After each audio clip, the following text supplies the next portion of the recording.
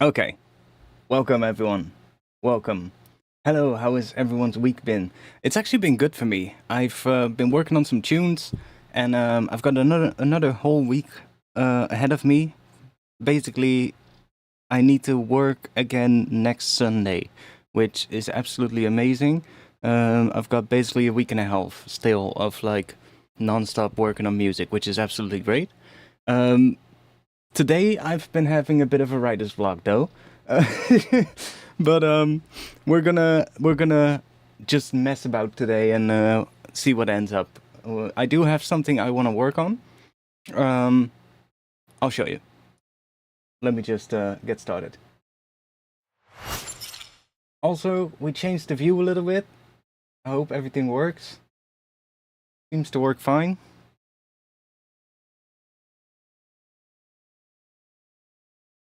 I decided to mess about with the position of millimeters because I was getting absolutely annoyed every time a plugin opened up behind millimeters and I had to undo the millimeters thing and then bring the plugin back, and then I was getting really annoyed. So I've been messing with faceplant a lot lately, and faceplant can be quite big, right, in terms of its size.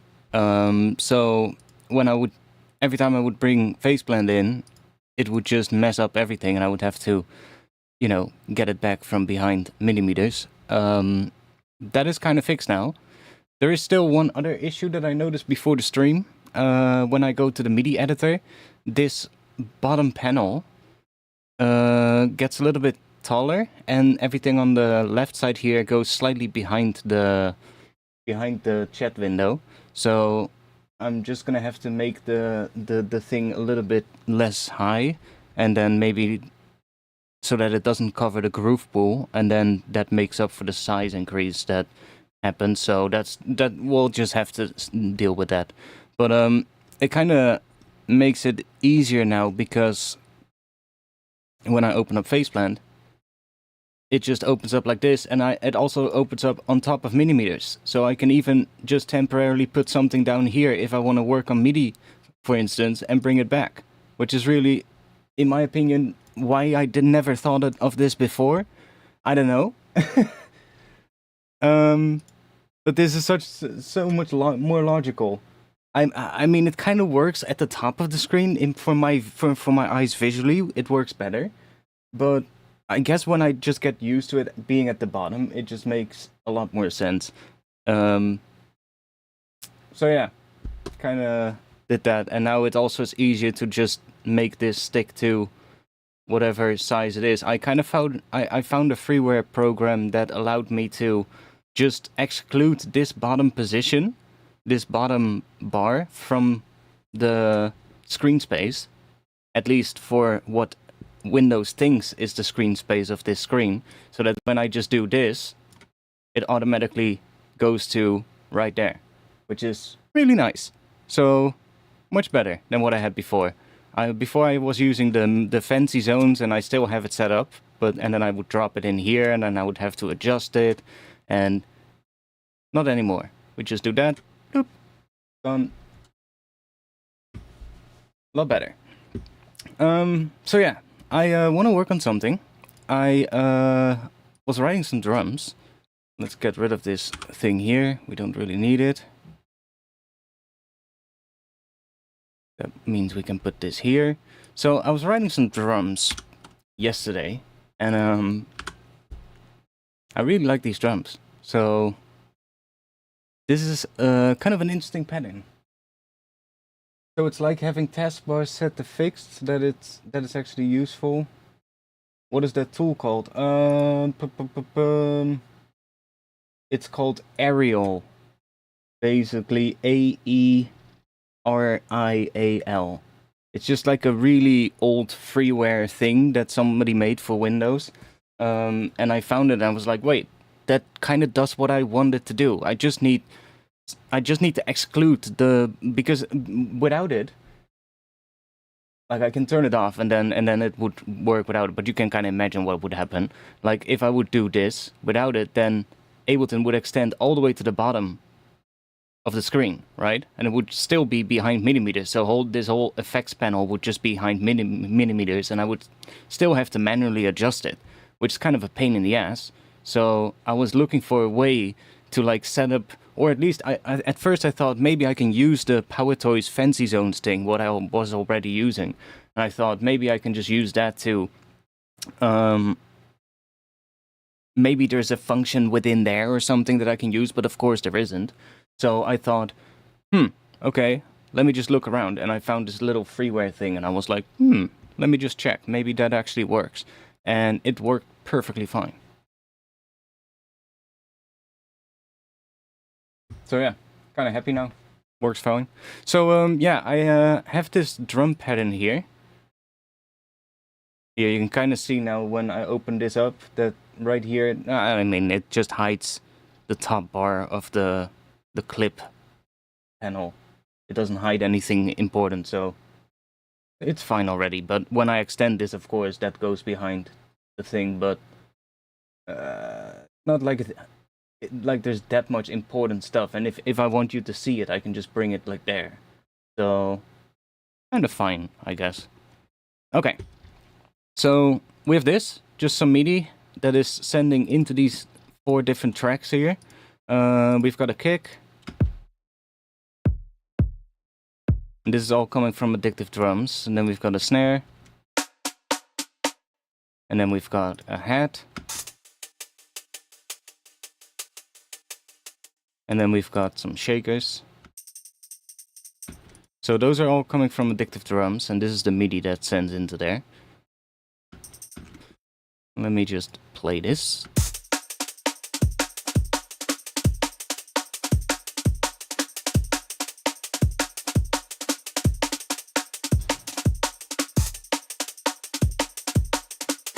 So I really like the pattern.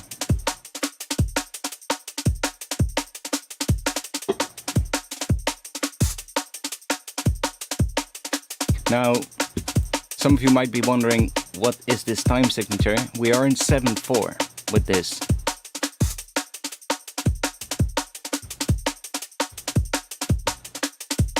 So it kind of goes, even though it's in a weird thing. But I was trying some stuff out earlier with it, and I got completely stuck. So I figured, let me just bring these drums into a new project, and let's just make some stuff here. Yeah, so I want to probably just have like an intro that is kind of droney maybe, because I kind of feel like I don't want to get too crazy melodic wise, and probably more like have some droney stuff in the intro, and that goes into here, because I was trying out some other stuff, and I was going, well, I was trying out way too much basically, and it just didn't work. So I think if I just stick to something that is a bit more droney, this will work a lot better. Anyways, I also downloaded, and we might as well use it. I wasn't planning on doing that, but I downloaded that new Cohen Sound Max for Live device that they dropped on their Patreon. I haven't opened it yet, so this might be fun. It's called Palette Sequencer. I have no clue how it works, so let's put in an operator. Let's make a little plucky shape so we can hear what it's doing. Okay. Oh, by the way, I also noticed, and this is why I kind of decided to switch the whole thing around, or, well, not really, I kind of noticed it while I was switching it around. Ableton, with the Live 12 update, has changed this top menu thing. They finally updated it so that it doesn't display in white anymore when you're using a dark mode. I still notice that every now and then it kind of messes up when I open up like a third-party window. Maybe if I open up Addictive Drums. Yeah, see? Then it turns white, and then when I do this, it it does that. It's kind of weird. When I go out of here, it stays white, but then as soon as I click somewhere else again, it becomes black again, so it's kind of weird. But at least they're trying to fix it, so that's cool. The colors on the right is the sequencer, and you can map it to parameters on other plugins. Yeah, I assumed that, but you know, I just want to see what we can do with it. Right. Okay, so let's set up a scale. We are in either D minor or D harmonic minor, or if we want this to be melodic, let's put it on A. Phrygian dominant, maybe? Okay, let's put in a different sound, because I don't like that kind of thing. Let's just put in something from Contact. I kind of want to see if we can use this to kind of make a little bit of a randomized thing that we can reverb. Well, we can just turn into a pad or something with some reverb, but because it's kind of randomized a bit, the pad will also already have some movement, some variety. That might be a good thing to do. Yeah, see, this is much better now, because this would have opened up behind millimeters already, and it's so annoying. And plus, I kind of am not really wasting the space now, because I can still put it on top of here, so... Guess that's the best of both worlds. Let's use that, maybe. I'm not really interested at the moment in mapping this to all kinds of parameters. I'm more interested in just seeing what it can do in terms of the pitch and velocity and stuff. So if we put this here...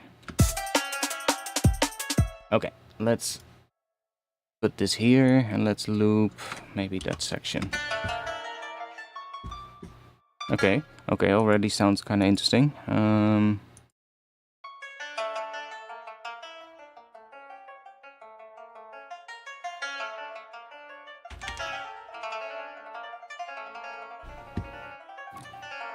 Should I put this on 14? Because we are kind of 7/4, so that would align the pattern.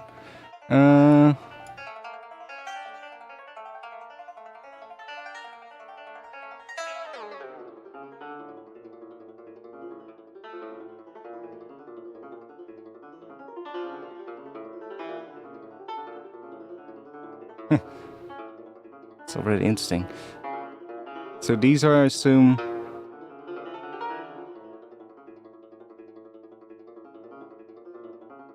Ooh, that's kind of interesting.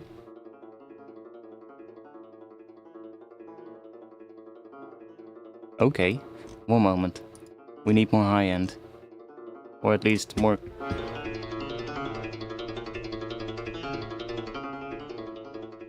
You know, fuck it, let's keep it on it.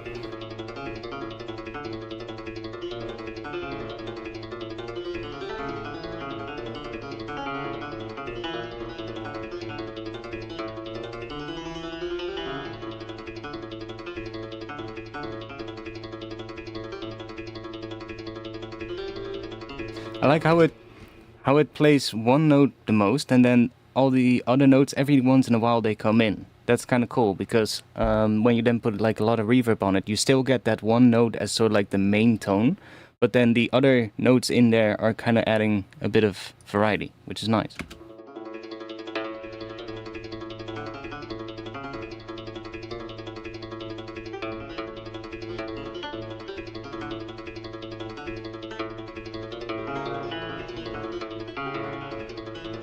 Okay, let's put some reverb on here.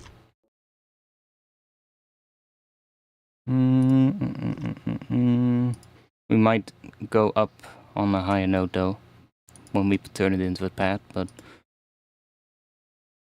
something to play around with.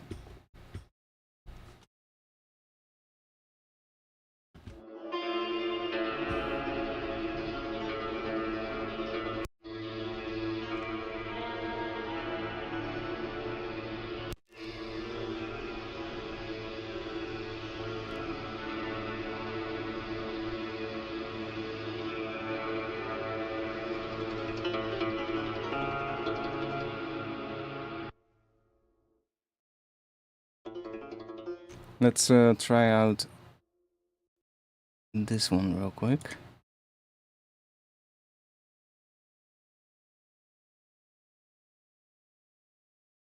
No, that one.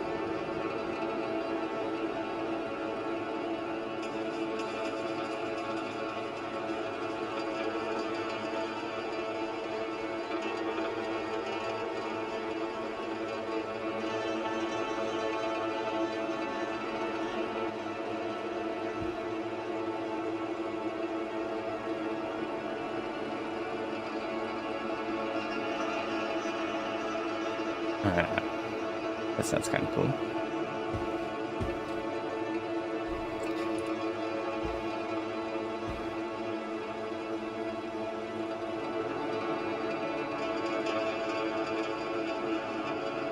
I mean, I can change this here, but I can also just put a pitch device after this. And just...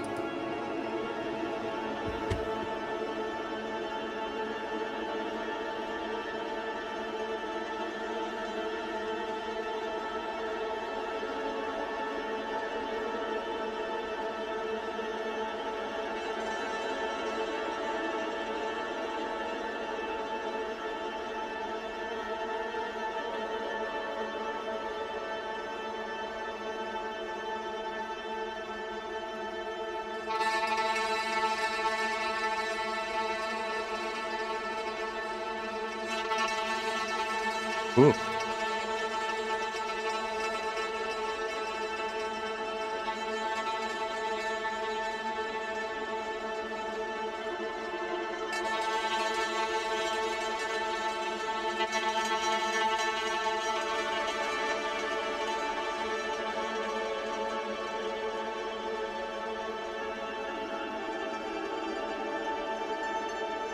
So what does the color do? Kind of takes the other intervals away or something?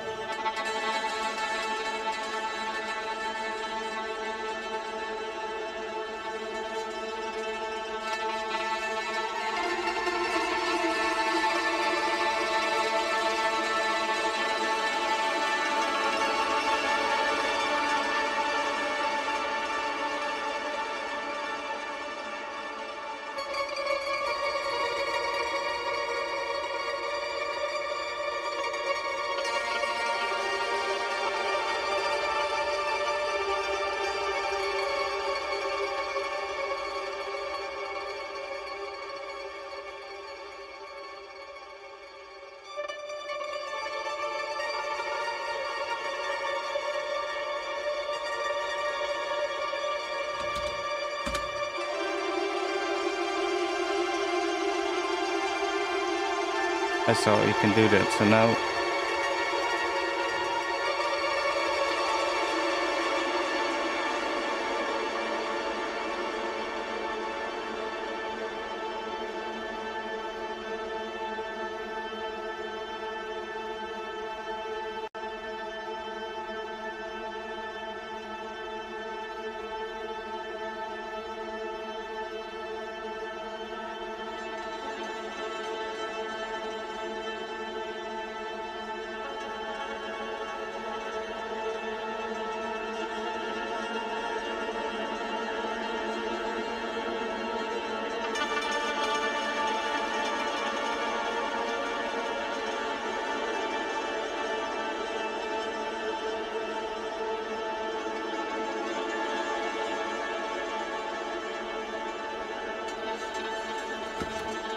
Hard to hear when we have that turned on. Right, yeah, so when this is at the bottom, it's kind of just playing whatever note is selected here. And then when it comes across one of those colored boxes, it turns it into a different note. And then I guess the brightness is the velocity. Or something. Because when it, or like, because when it's white, it seems like a different velocity than when it's a black note or something. I don't know, it's kind of weird.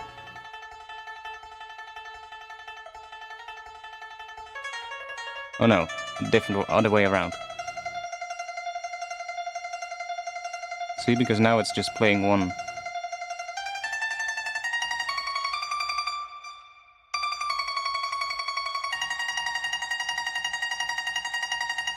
It's all playing the same note.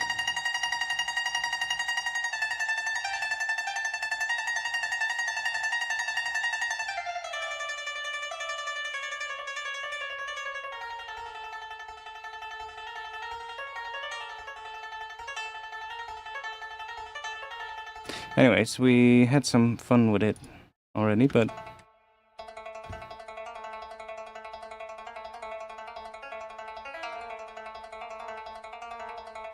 Go back to something like this.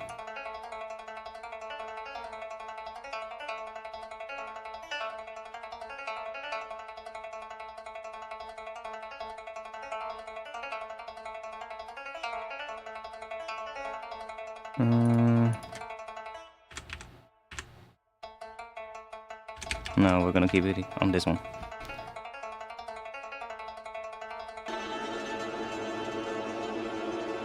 This one is really mono as well, for some reason. See that? I mean, it's fine because this turns it into stereo.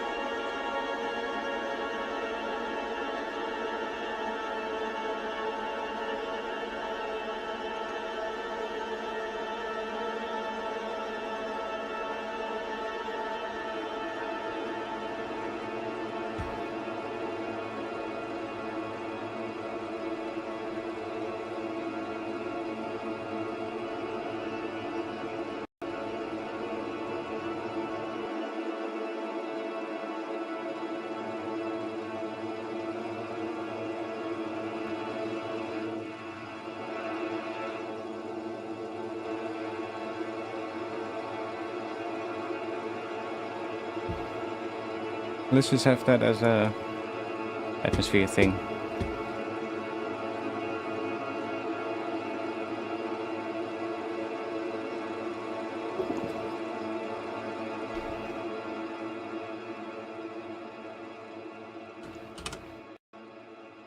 One thing, let's hook up. Can we do that? I guess we can.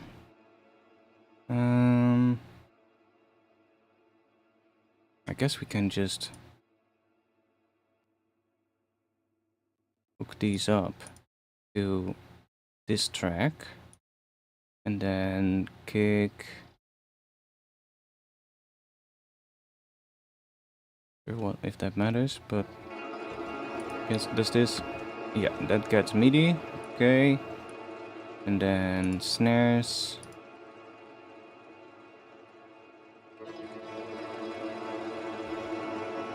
That doesn't. Okay, why not?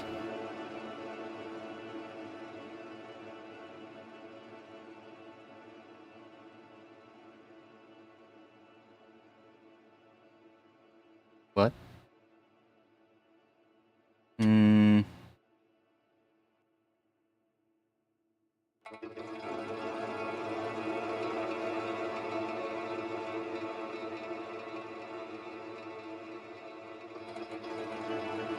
What?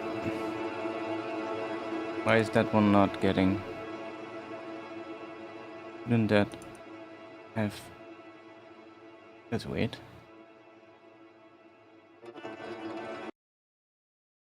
Wait, why is this whole thing not working?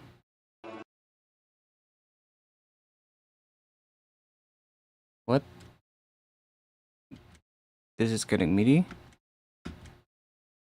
That is getting MIDI as well. Why is that not go? Oh, I'm fucking stupid. Of course, when you do that, but why is this one not getting?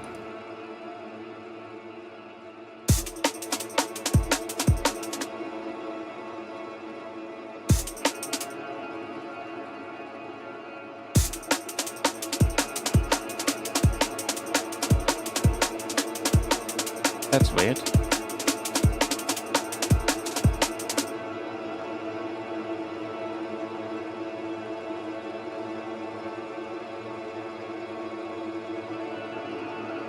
Oh, wait.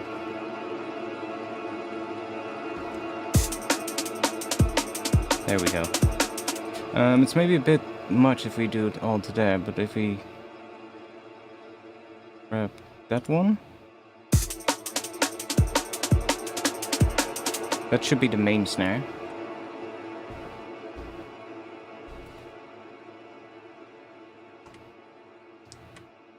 You can always do the triggers manually.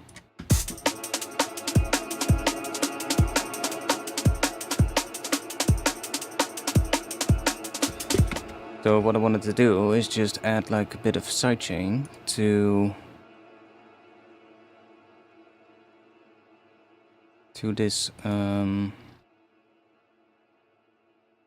this group, basically.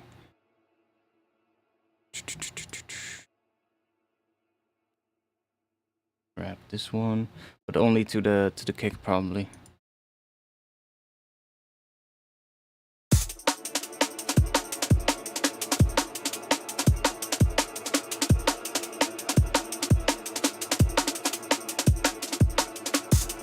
Maybe even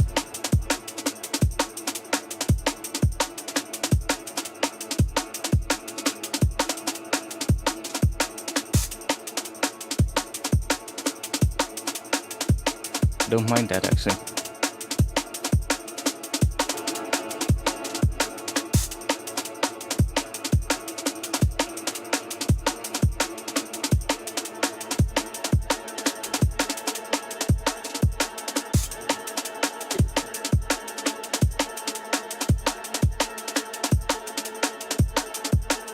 Yo, medic. Or did I already say that? I don't know.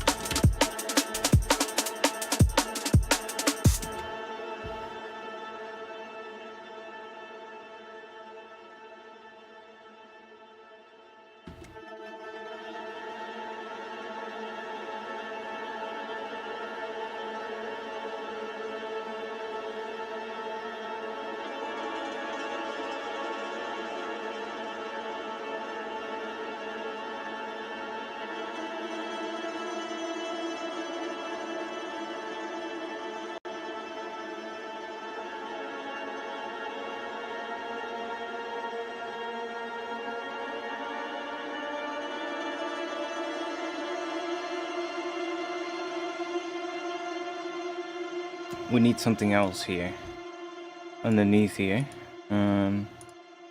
Just a bit of a pad. Let's just like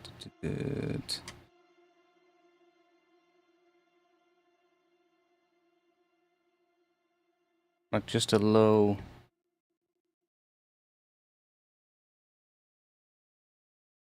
Bit of that. Do that random. Give a bit of that. Maybe give it some more voices. And then just filter that. Slow attack. Probably slow release as well. At least for now. Let's just start with this.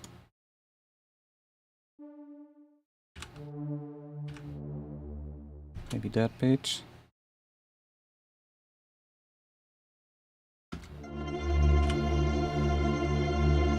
Should we go even lower? Yeah.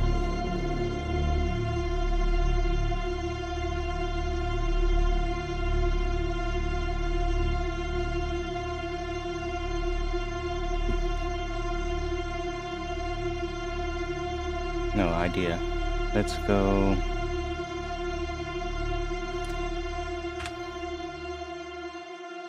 Let's make it out of something else than this thing.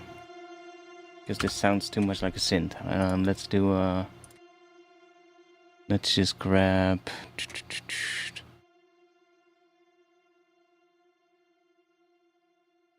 I'm not feeling like that today.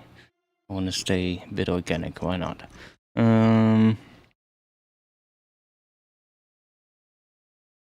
We can use... no, fuck it. Let's just keep going. Let's grab one of these then. Let's do that one. That one is sustained.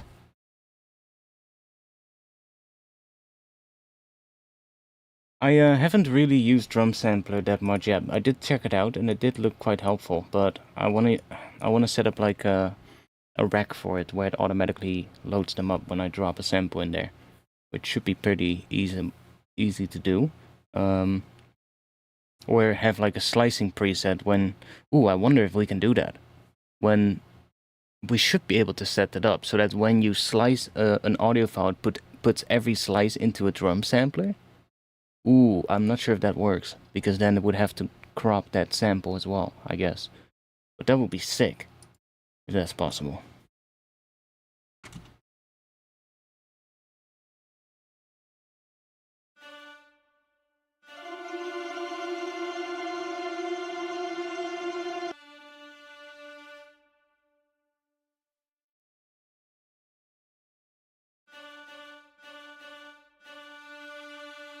I guess velocity doesn't really do anything. It's gonna be the mod wheel. But I might just leave it like this.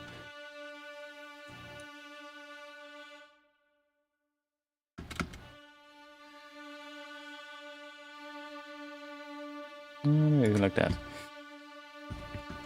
And let's just freeze flatten this one.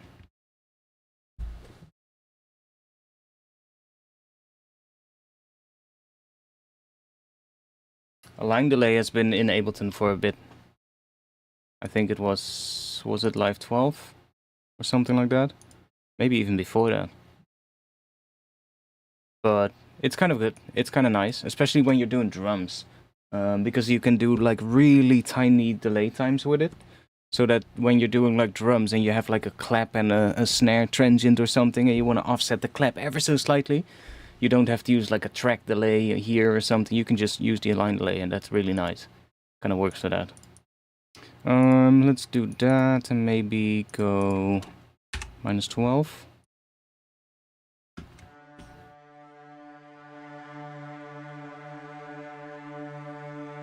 Sure. Let's duplicate that. And let's warp it. Let's go Complex Pro. I mean, you can't really see that, but if we do that, you can. And then let's go with the performance here. Let's check what sounds good. So that makes it really bright. That makes it really dark. We also have this.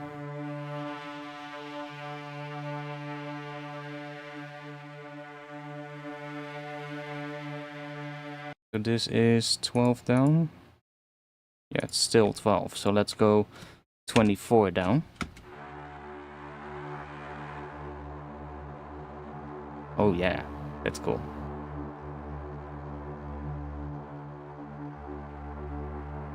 That's cool.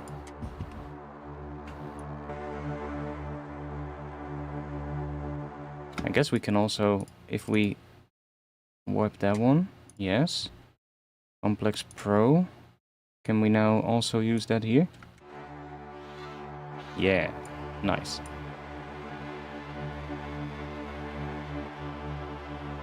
And I actually saw that you can automate the formant as well in here. If you have the formant, if you set it to like, for instance, I don't know, 100, and then go into the envelopes here, then the formants are down here. I guess the envelope is also automatable. So that's kind of nice, because then you can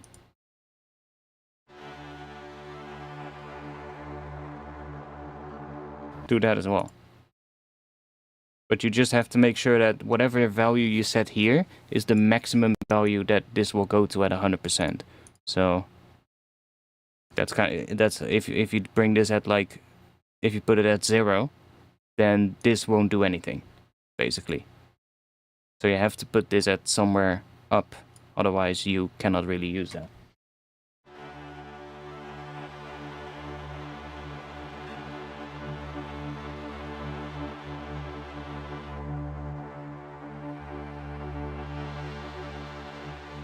Let's just put it at 100.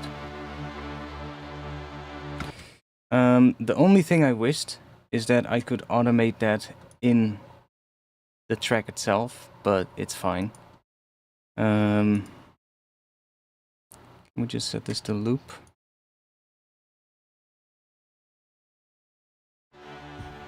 I mean, how long is that? 1 minute 20, that's probably more than enough. Okay, that's actually pretty good length for the intro of what I'm thinking. Let's turn loop on for both. Okay, so I guess then we can automate this as well, so we can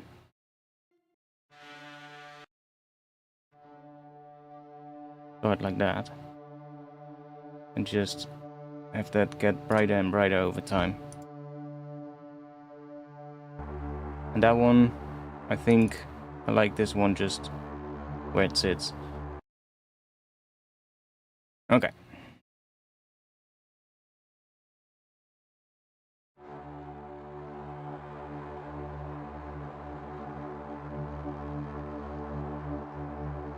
But we are probably gonna filter that one a bit.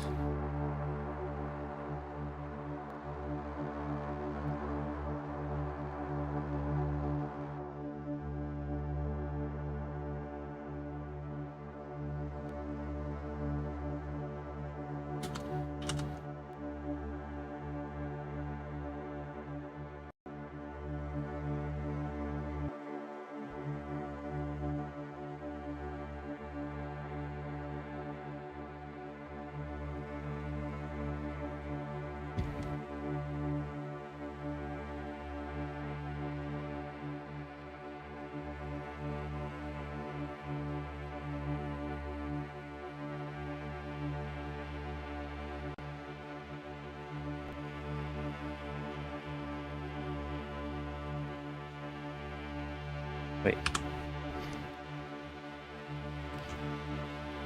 We also have this device now, which I noticed,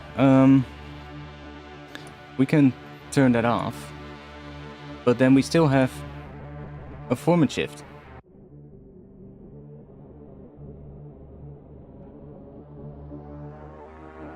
We now also have a real-time format shift kind of thing. It's kind of nice. Does that work? Yeah, it also works when the quantizer is off. So that's kind of nice. I wanna just have a regular pitch shifter. And see if we can mix in a little bit.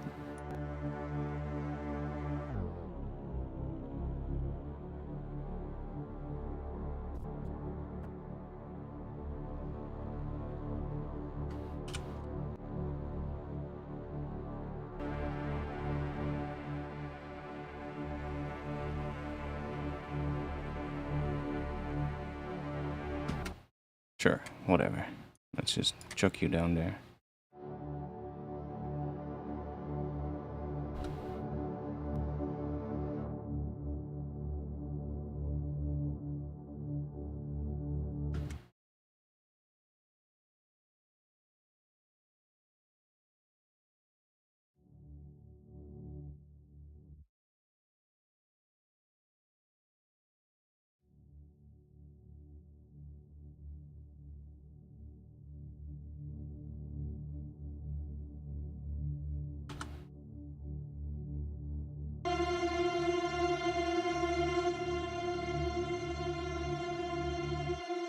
Okay, anyways, we have a bit of a thing going now with that. Let's see, the filter can open up all the way, and then we'll just do this maybe.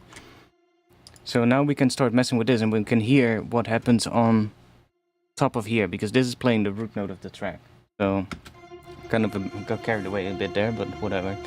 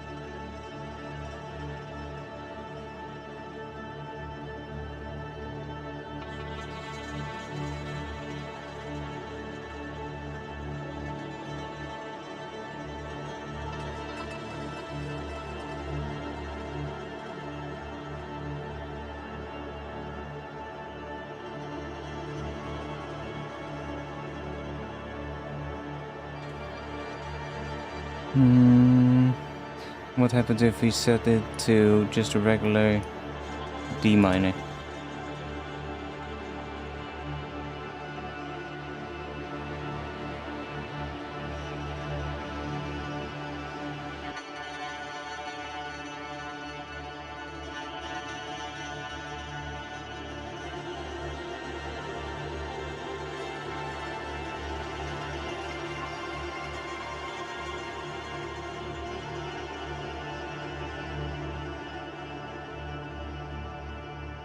Can we? Oh yeah, we can.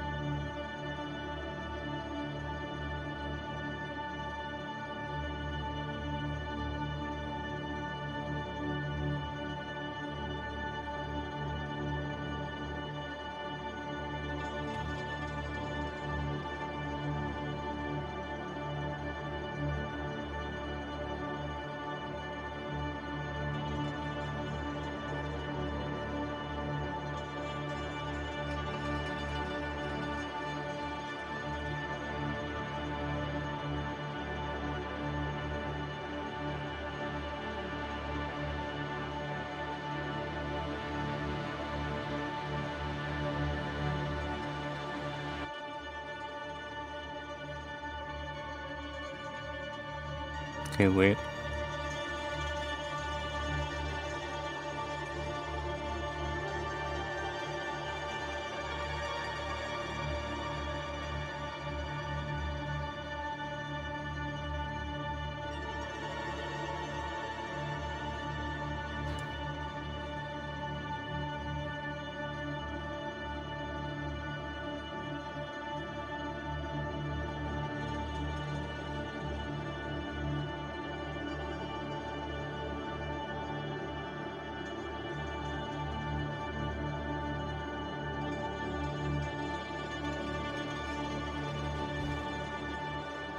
It was about time you could automate those. Yeah, exactly.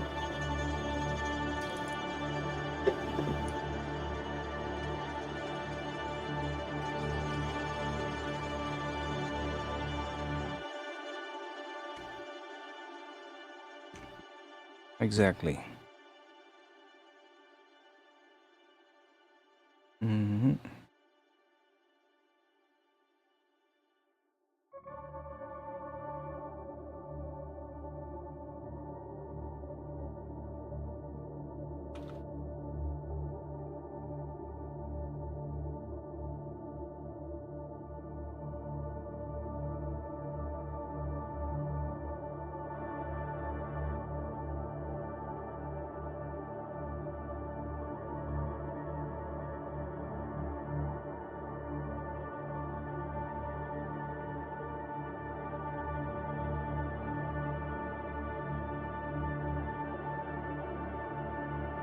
Which is the lower one?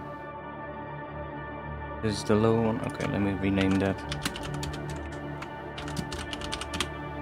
might want to keep using that one. Just extend that here. And maybe even do that. Okay, let's just loop this bad boy.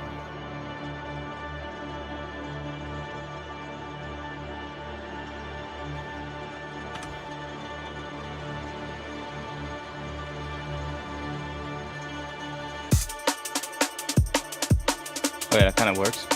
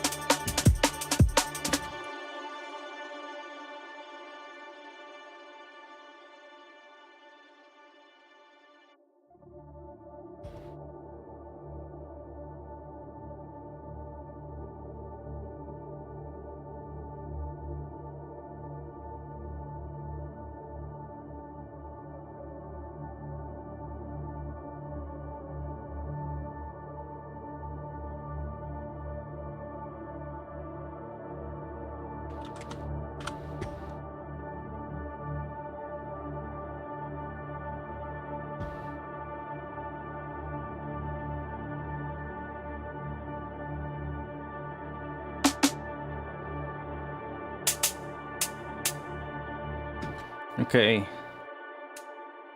let's see if we can introduce something here that will indicate some kind of a rhythm, because like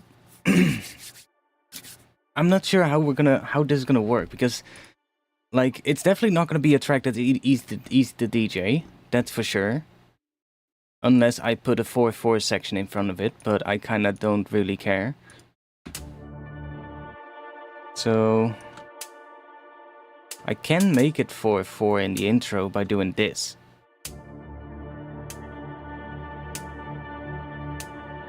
See?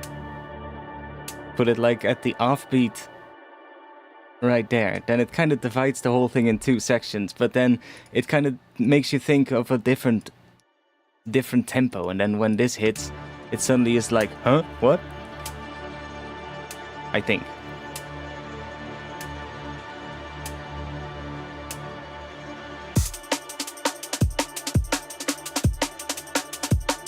I mean, it kind of still works. I could write the intro, I guess, around that, which makes it a different tempo.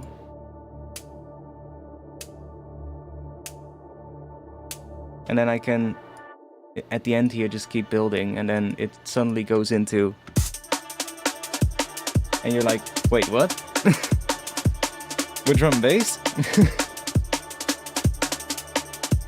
Kinda like it. For some reason, the pattern does make me think a little bit of the whole, even though it's not the same time signature at all. But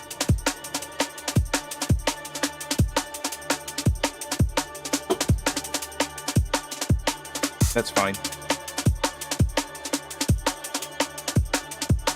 So what are we gonna add?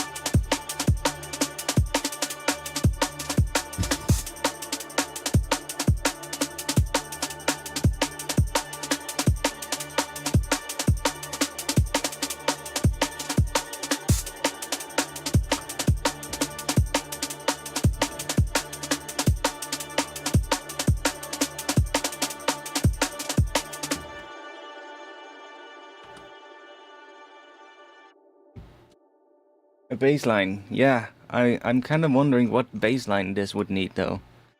Either the kick needs to become the bass, and just keep it simple. I mean, that can kind of work, if we just make the kick into the bass as well, so that every kick.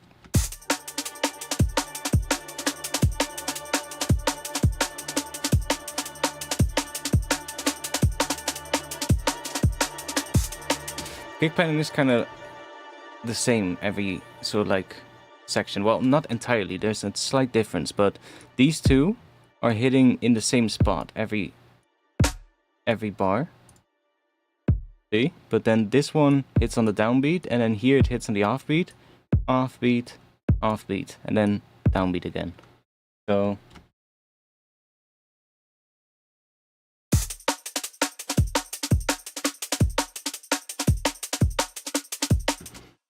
I mean, we can try it out.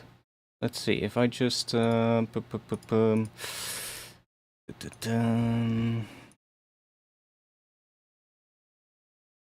could grab from there, or just from here, and do that one. Yeah, okay, cool. And then we can chuck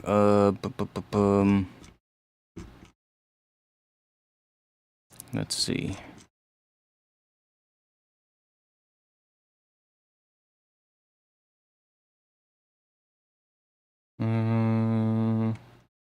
Wait, why is this not showing? Oh, my bad, I'm not in plugins.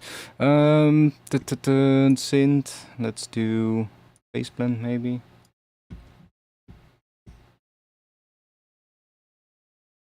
So that we have some sound.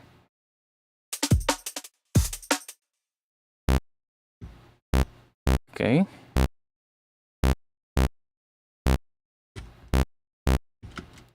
No clue what that note is.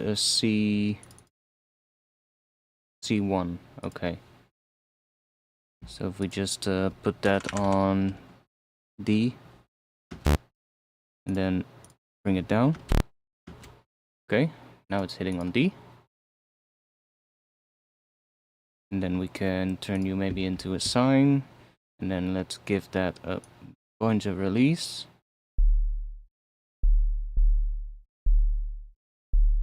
Then we can also use, if we turn this into like a bit of, I guess almost a percussive like sound in a way.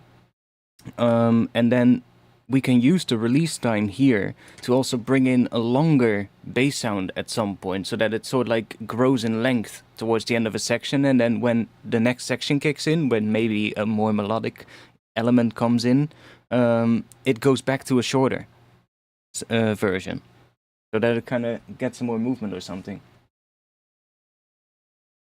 A bass like the bass in SleepNet Labs would be cool. Bro.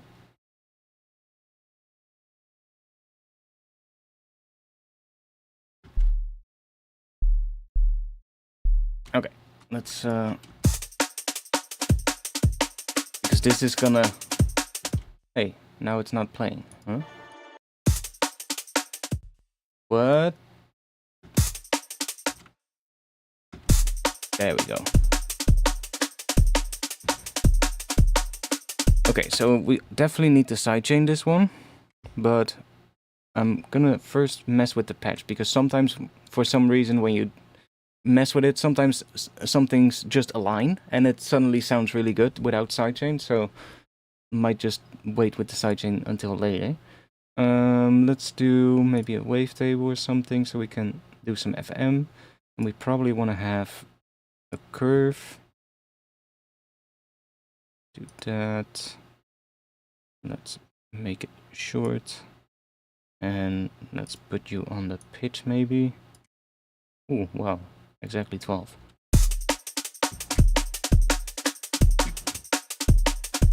And let's just hear that sound. Maybe.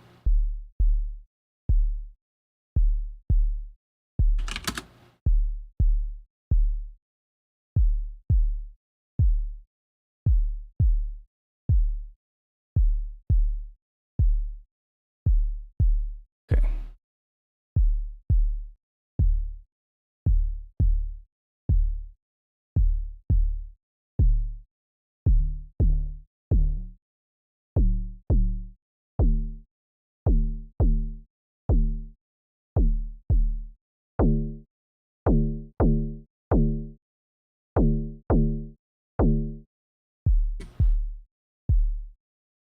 And we can just copy that.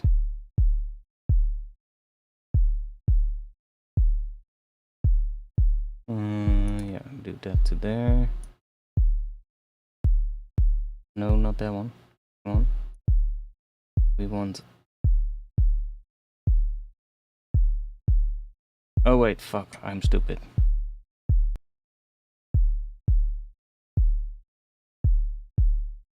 We can put you on here.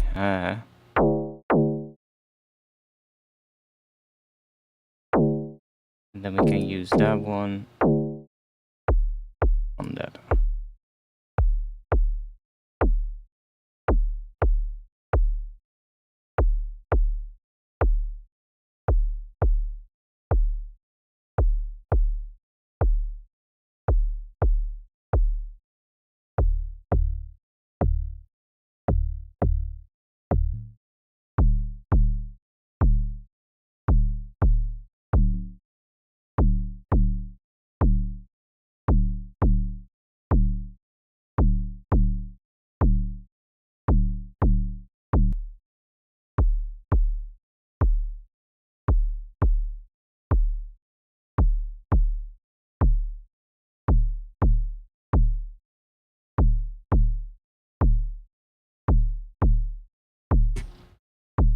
I guess I could have also used an envelope, because then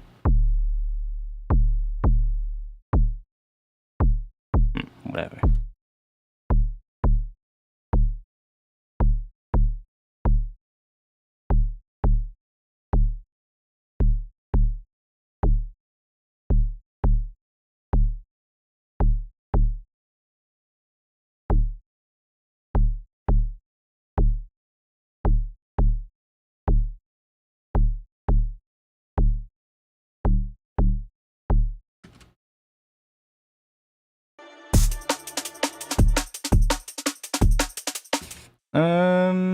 I'm kind of thinking of using a different synth.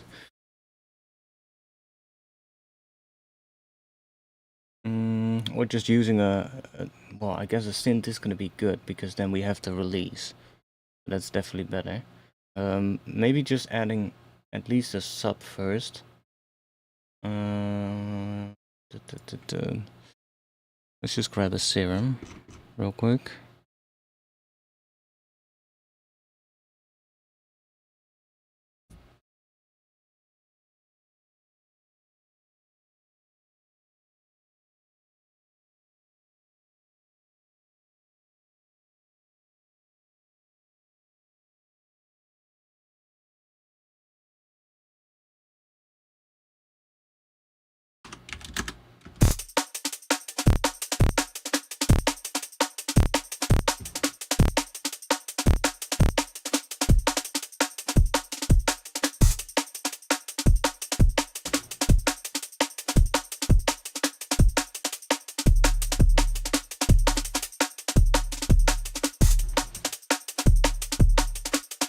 Let's sidechain that so that we can make that work with the kick. See if we can make that fit. Let's do that.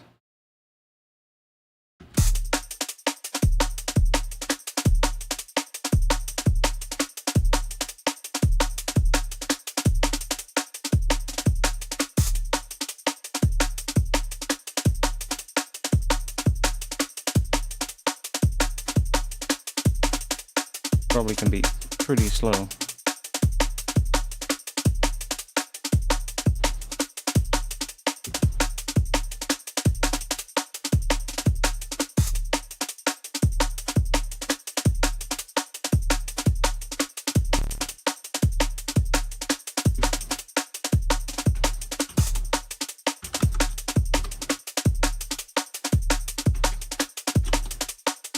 Okay, let's see if I just put that in this group.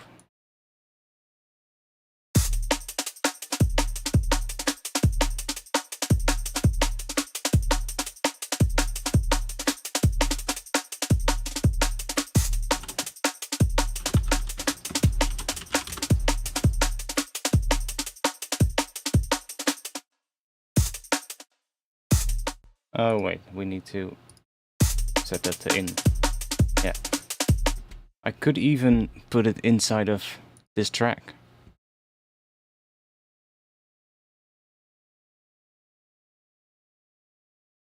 That might even be better.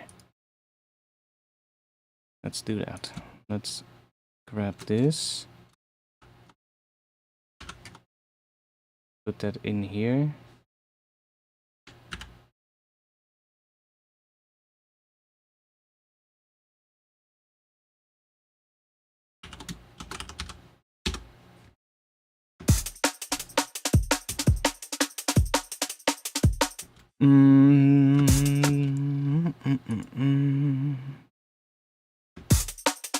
That's not now.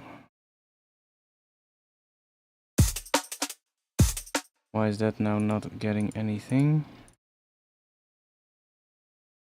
Wait. Oh yeah, of course. Because this needs to send into it. So I just need to do that. And then we send that in here and then into... Wait, what? Oh, because that goes into there. Ah, I need to set something here. I guess we're gonna put it on a separate track then. Let's just undo what I just did.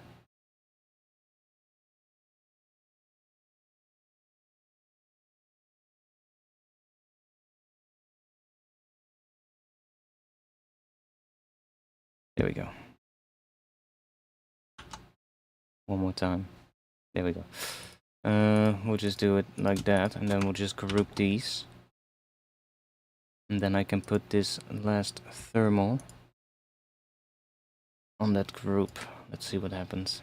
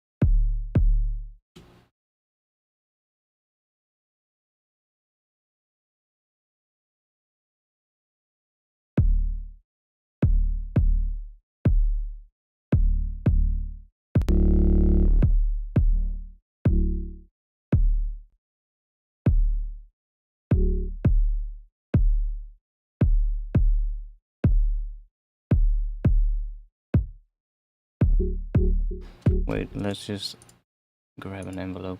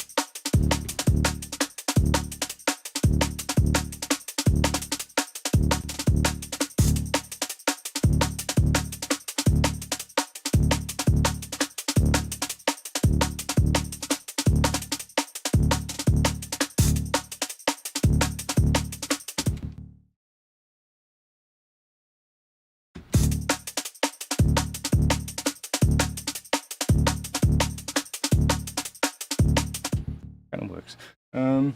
I think there should be a pause between the initial kick change and then the bass. No, let me just do what I want to do. Fuck you. No, I'm just kidding. You know that. I'm gonna go and turn some stuff off real quick because this might. Do we have something here? No. Okay. Let me quickly check what this sounds like without the saturators that I chucked on here. Because I chucked a bunch of saturators thermals in here. That one, and that one. That might be better if we just work with it like that and then do some saturation later. But I kind of want to work on the intro a bit and then get that going into that thing and then see what that bass wants to do after that. Let's just mute it for now. I can probably do that for you guys.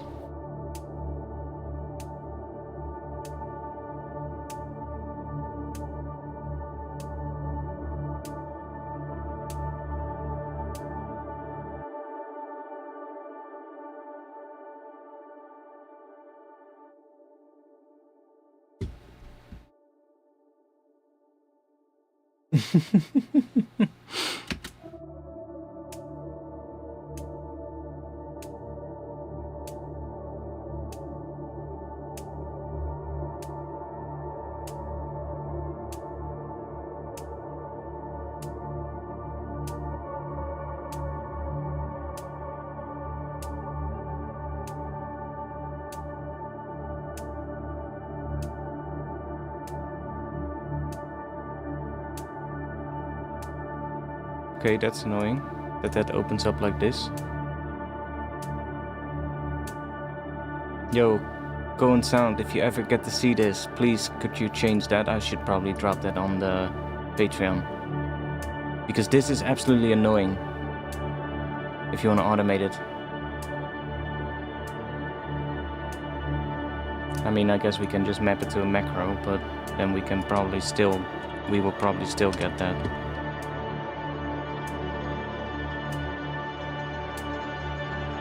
Oh no, nice.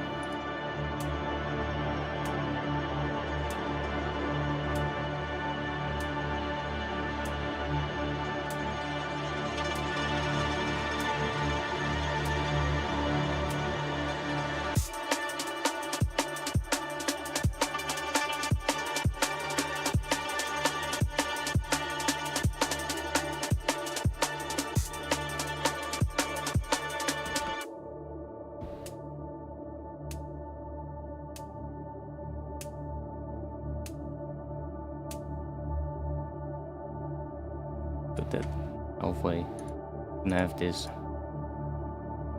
Can we record the MIDI from this? I mean, we don't have to. We can just, if we don't want this to generate anything, we can just turn this device off. Yeah.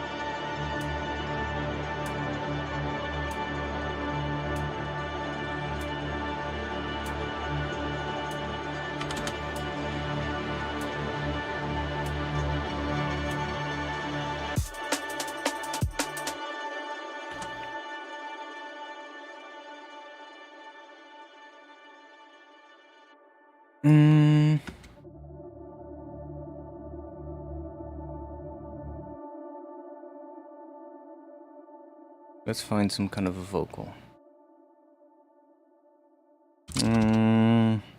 want to turn that into a reverb thing as well.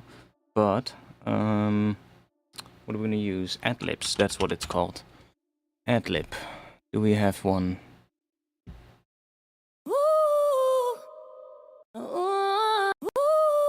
I mean, it's in C, but we really just need a tiny little piece.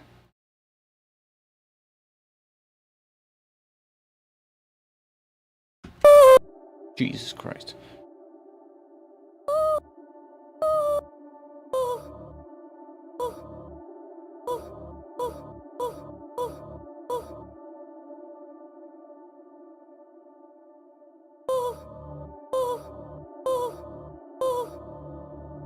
It does C to B. Okay, so that would do...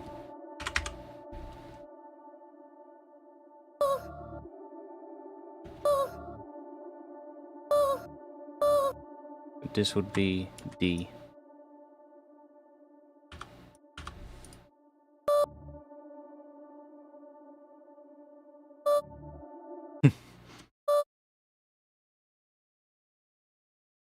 Reverb.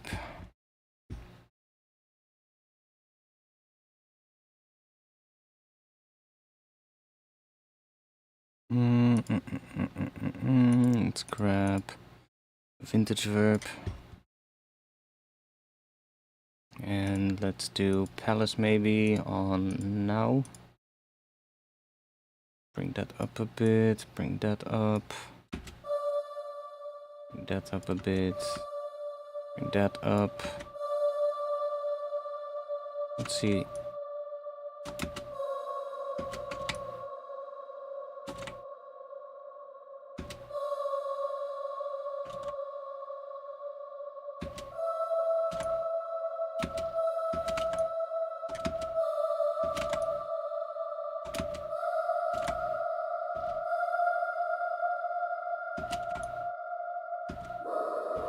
Let's find a different one. This one doesn't have too much stuff in it, it's a bit short, so... I mean, it says D minor, so let's just chuck that in. We want to have like a little piece that we can use. That sounds cool.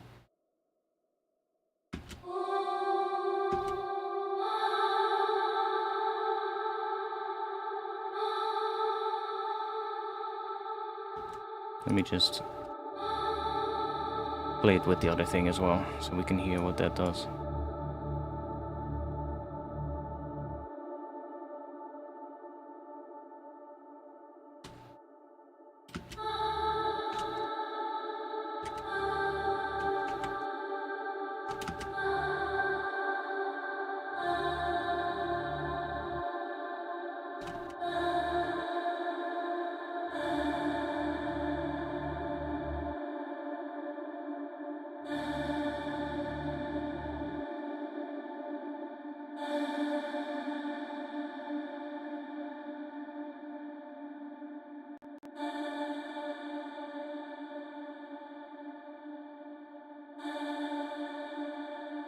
Yeah, that's D.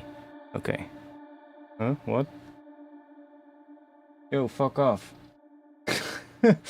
Why the fuck are you... No, I don't want you to do that.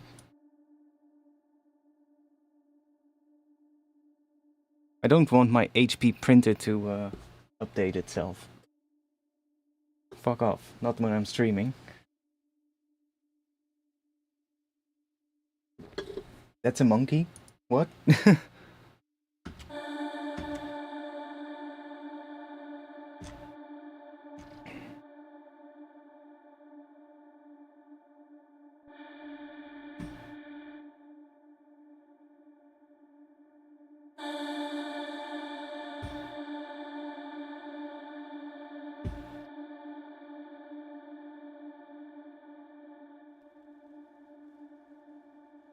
Put that in front of Valhalla reverb. And then just no diffuse on this one maybe.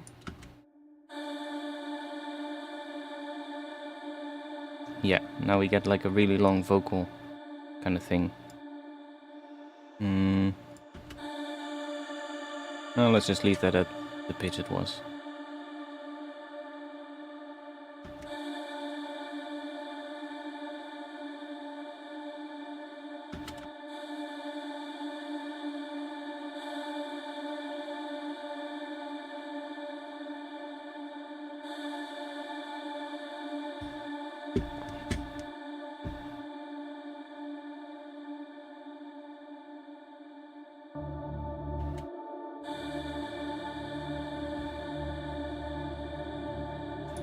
me just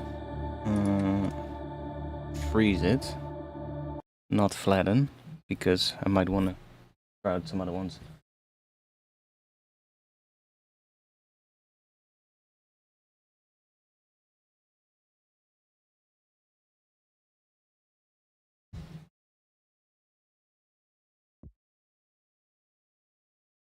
Damn, that's long.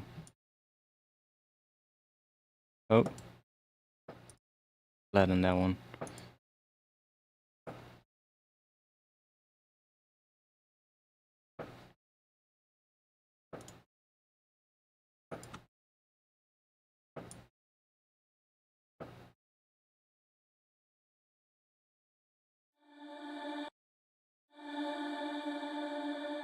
I kind of want to use it as a reverse, I think. So let's make sure that it's exactly that length. Maybe just using it towards the drums there as well. Just so it becomes part of everything else. Maybe we put a reverb on it again.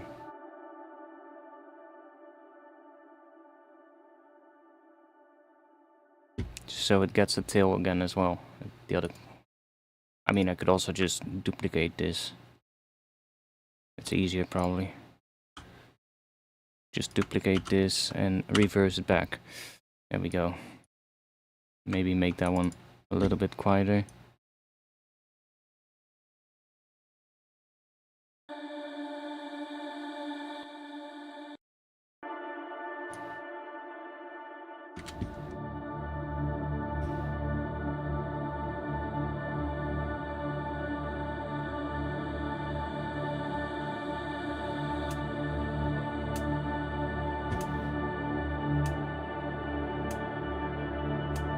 Oh wait, that's not going into the drums here. I'm stupid. I mean, it kind of works, but let's drop it here.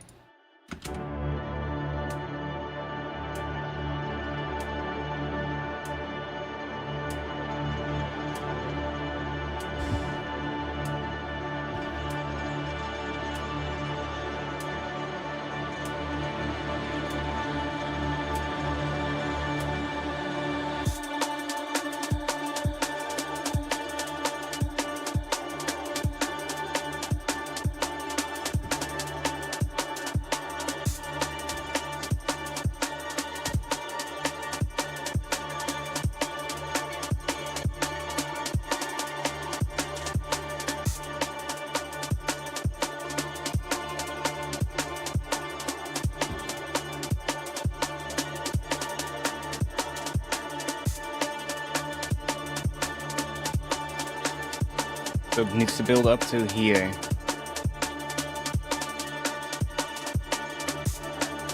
And then I think I want to go without pads and go more focus on just the drums and the bass, even though there's no bass yet. But so I guess we are gonna go until here. And let's automate this device so that it turns off right here. But you know what? Maybe I'll just turn the entire track off so that the reverb also stops.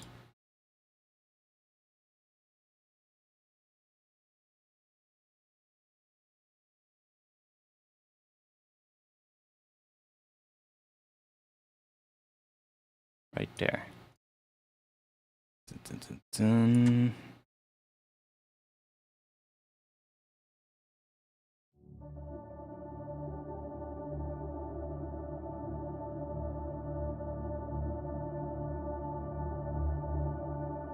I think in general just having like some more, maybe like a granular layer or something in here. I don't think we need to go too crazy with the intro in terms of melodic stuff. We could maybe have like one element, but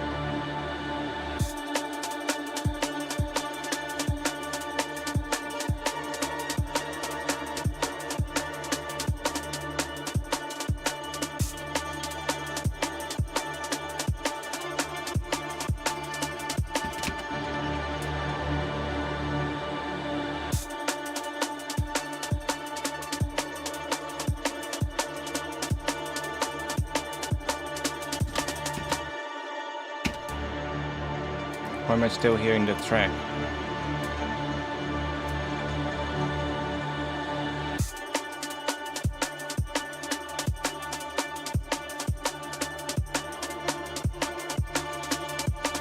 Why are you still making... Oh wait, of course.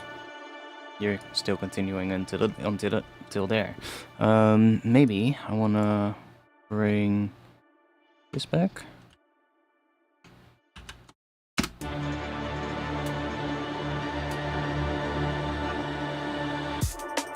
Yeah, that's nice. I'm gonna close down again a bit.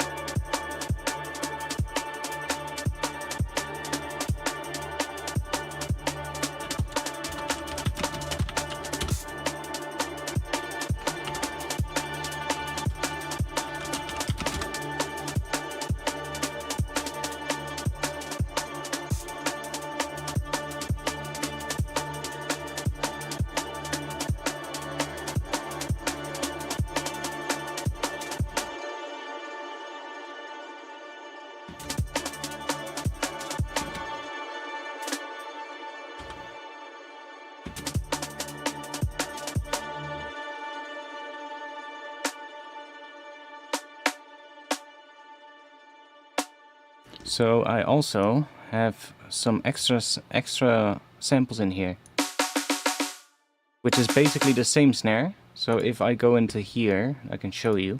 So I just have in this group here, I have another thing. So this is the main addictive drums that you hear. See, that one is just triggering. But then I made a copy of it and I upped the release time a little bit and I changed the envelope so that this one sounds a bit bigger.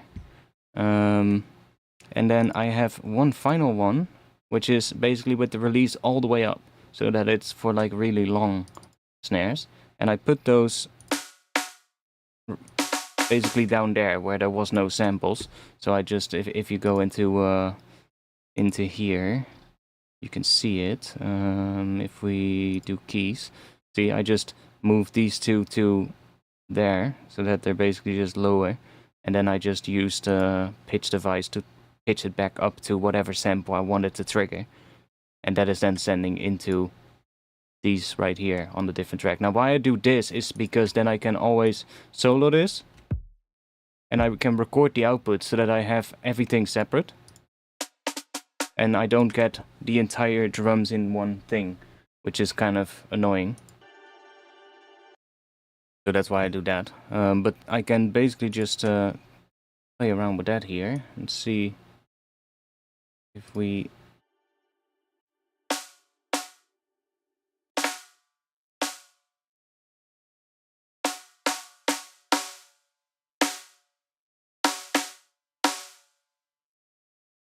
There.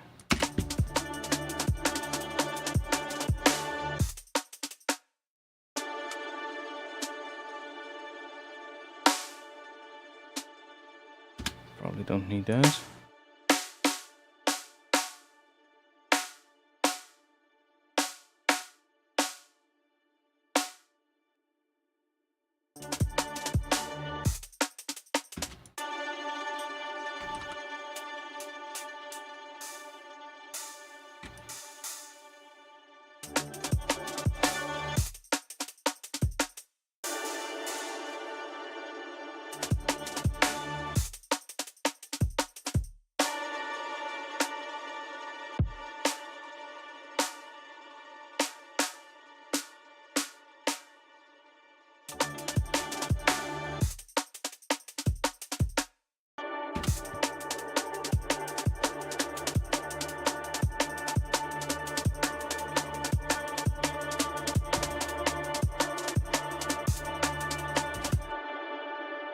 What is this thermal? Soft clip. Okay, let's put one thermal on the group here. That kind of makes the whole break a bit louder. Let's see which one of these, because these in the simple category are pretty good for this. Just like subtle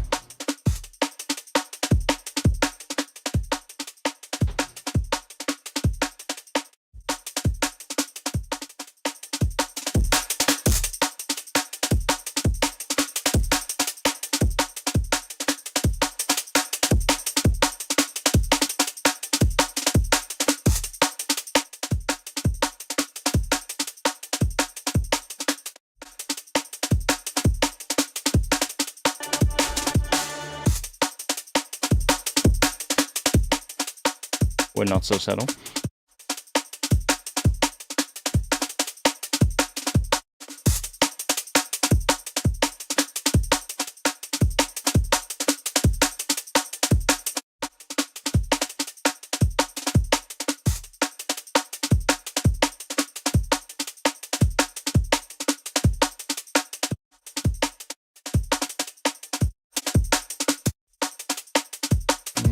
Triangle clip can also be nice. No, not on that one. Let's go with soft clip, I guess.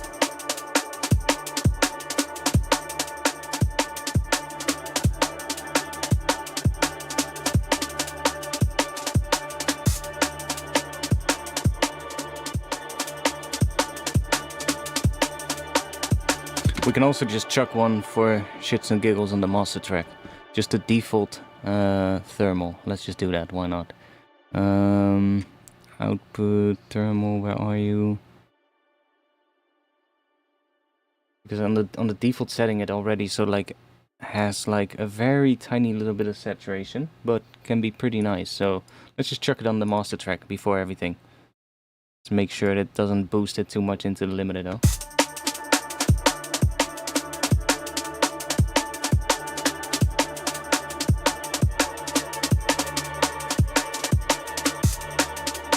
Should gel everything together and make everything a bit louder.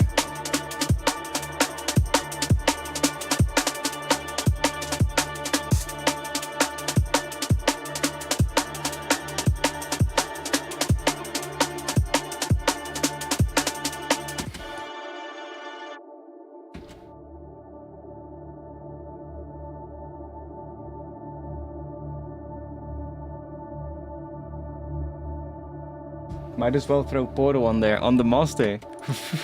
What the fuck would happen? Let's see what happens. Let's just try it out. In front of the thermal. It's gonna be weird as fuck, I already know it. And it's gonna be completely unusable, but...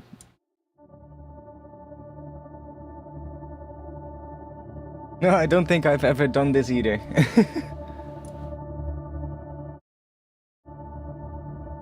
Let's go to the drums.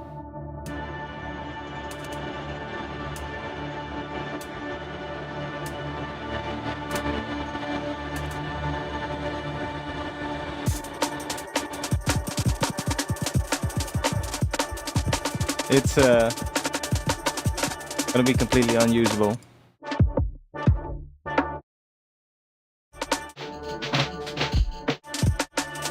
Yeah. Okay. I mean, you can probably get some effects if we just play the drums.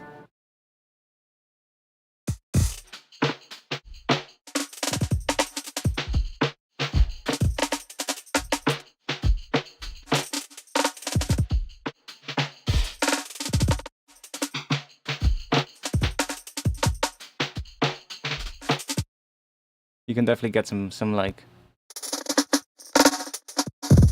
little effects and things.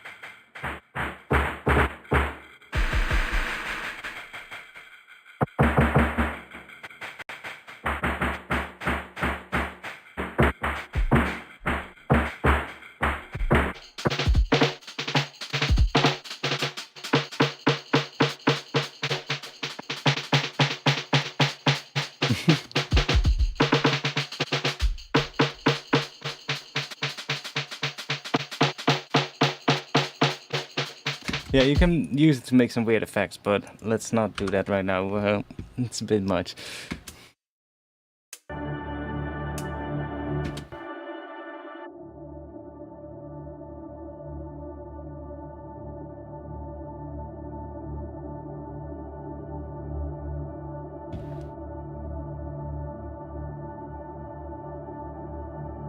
Just chuck that in this group as well.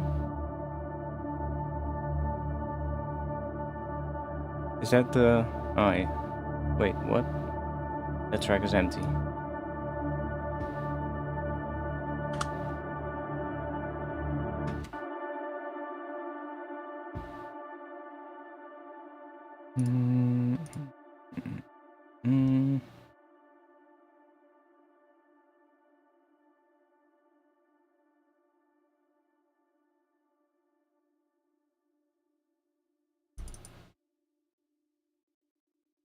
What sound are we gonna use?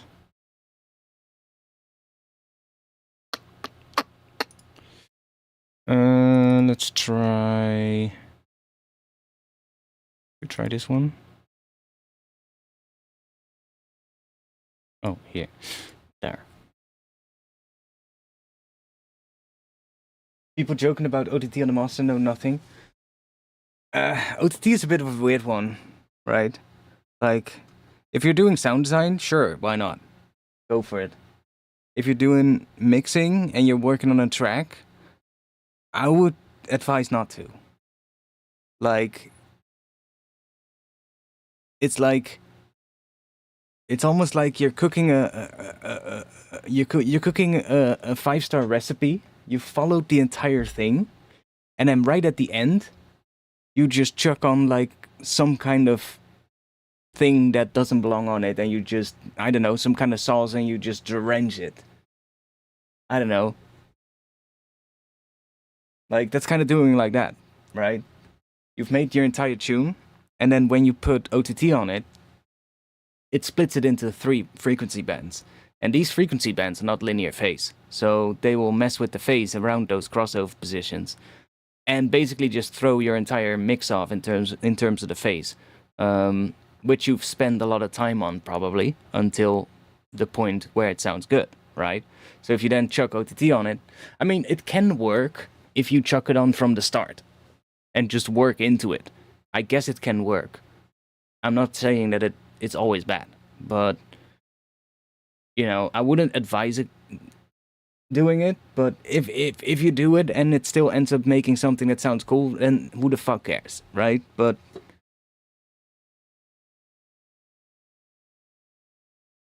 it's one of those things where, yeah, probably not. Better not to.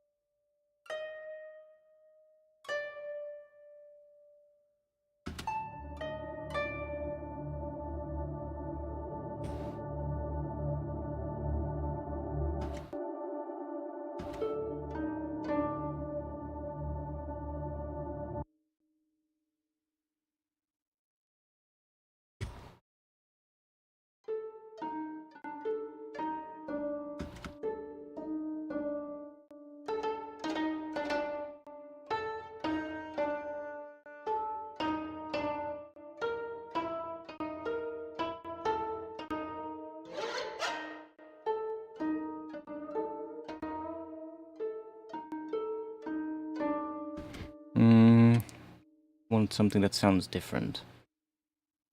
Try this one. It's a cool instrument, yeah, absolutely, but it doesn't really have the right sound. Not sure if this one will have either, but I do need something... Oh? Why are you playing different notes? The velocity, no.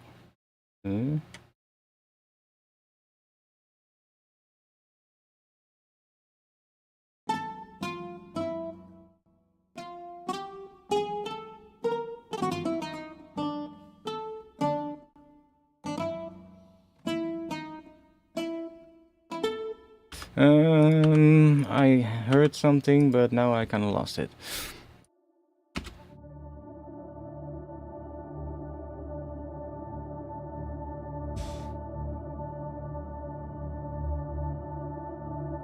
You use Maximus? Yeah. I don't know how Maximus handles the crossovers, to be honest, but I would assume it does a similar thing.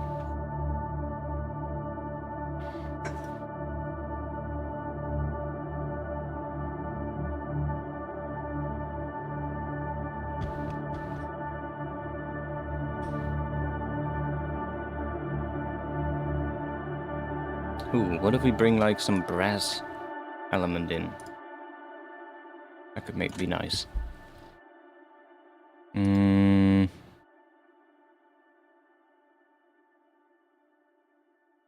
English horns.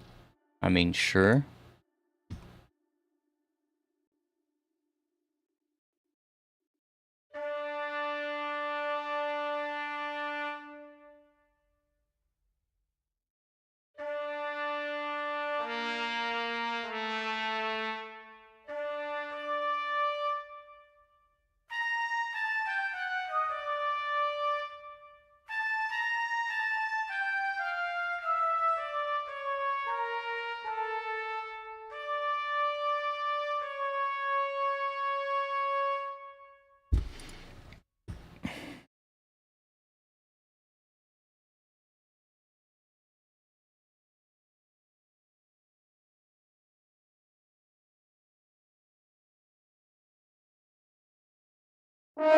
Oh.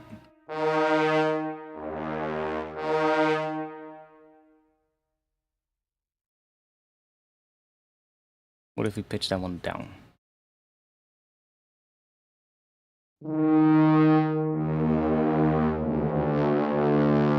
Keep playing a D sharp, but I need to play D. We can pitch it down with the warp mode in Ableton, then we can control the formant. So let's just make a little thing here somewhere.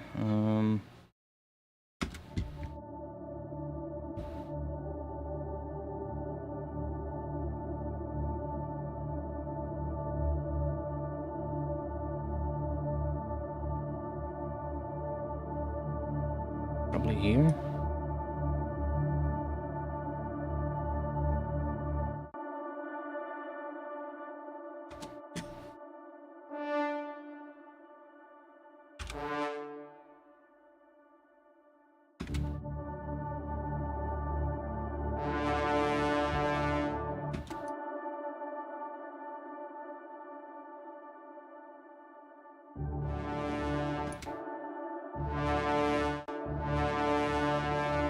I mean, we can just put it at full velocity and make it a bit quieter for now.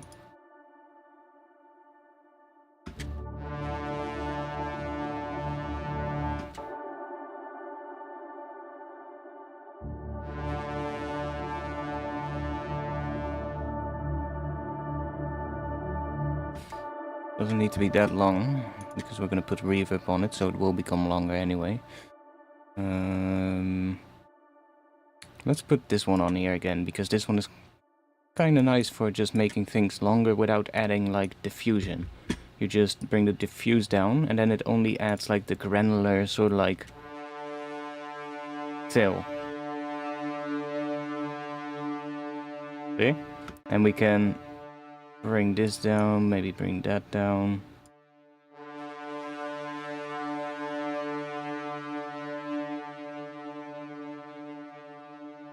Get like that granular kind of tail.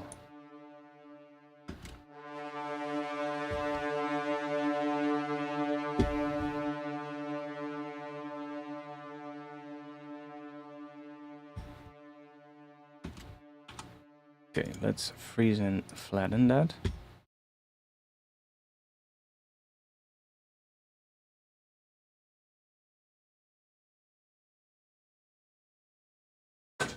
I need to go grab a new drink downstairs and also check what the dog is doing. What the dog doing? Because I hope he's gonna be able to go for a little bit longer, because he didn't want to walk before the stream. I was like, yo, dude, I'm gonna stream. You need to go outside. You need to go have a fucking pee. But he just didn't wanna walk. He just sat down in the front yard and he just was looking at me like, yo, what do you think? I'm not gonna walk. I was like, yo, dude, you're not gonna be able to walk for the upcoming few hours. So you better go now. But he didn't. So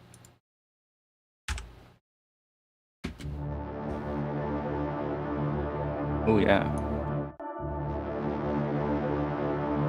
Put some more reverb on it probably. Mess with this, but I'm gonna go quickly take a break and grab a new drink downstairs and check what he's doing. I'll just play this for you guys. I'll just chuck this one here so that section is not completely empty.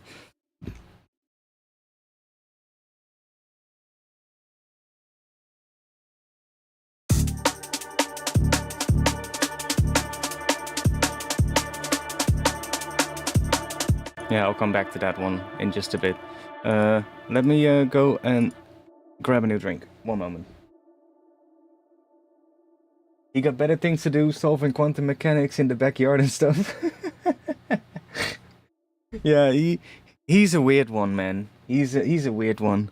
A couple of weeks ago, when I was taking care of him as well, I was going outside during the day, and somebody, right when I went out, opened the door, somebody fired a piece of fireworks like all the way at the other side of the village, but he hears it, of course. And he didn't want to walk anymore. And now every time I go out around that time of the day, he just doesn't want to walk. He's just sitting down, and he has this thing as well where he just sits down, and then he will put up these really sort of like these really sad eyes. Like he will look at you with these really sad eyes, like, yeah, I don't want to walk.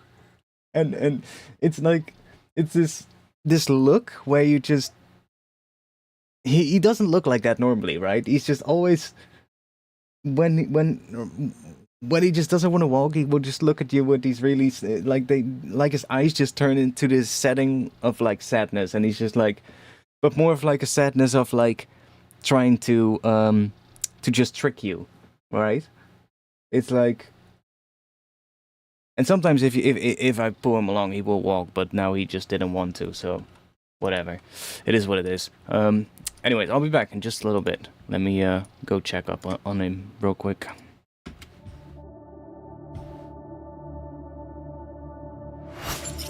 Yeah, he's a big toddler, for sure.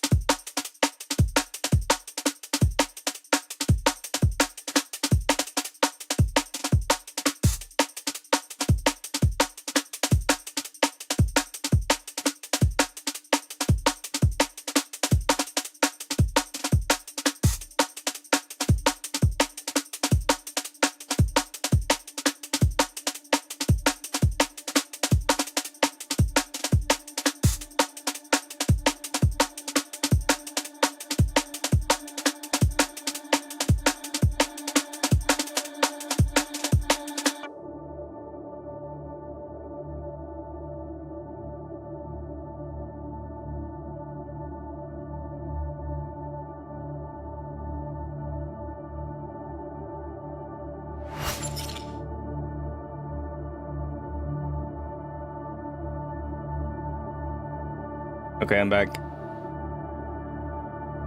I had to go check if he didn't destroy anything, because I came downstairs and like all the cushions of the sofas were on the ground. Like you said, dogs are toddlers. Yeah, kind of.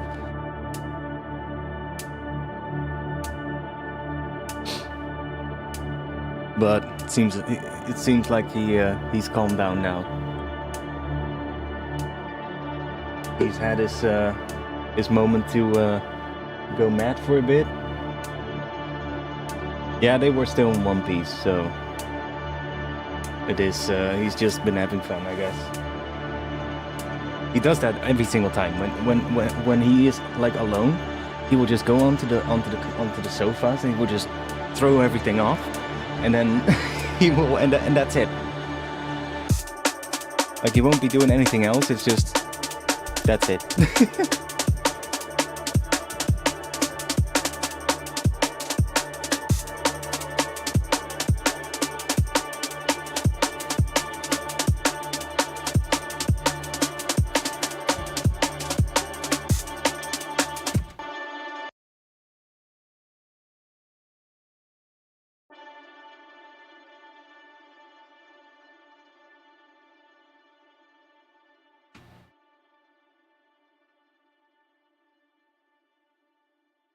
Wait, what? Where's the downbeat? Oh, here. Yeah, okay, yes. Let's do that. We'll have a little change here as well. Let's see.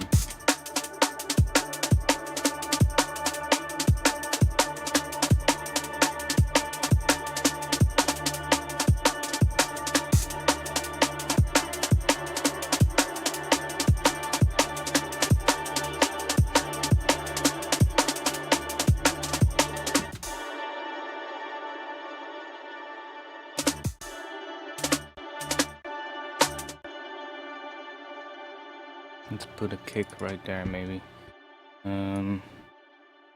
Right there.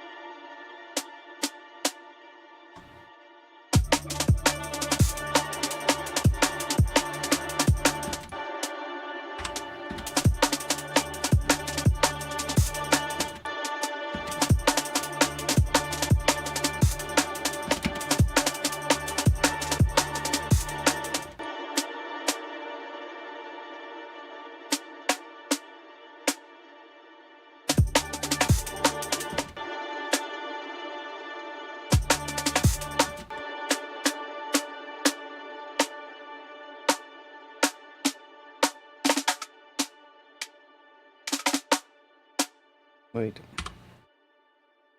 What are we gonna do here?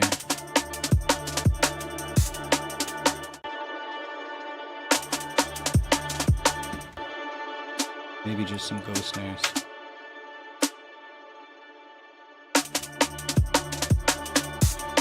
Or maybe just that.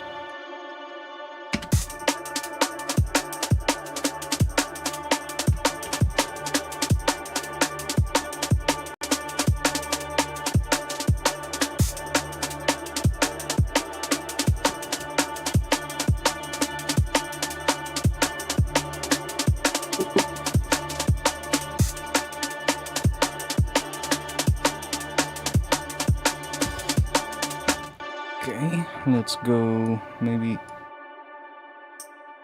take this out here.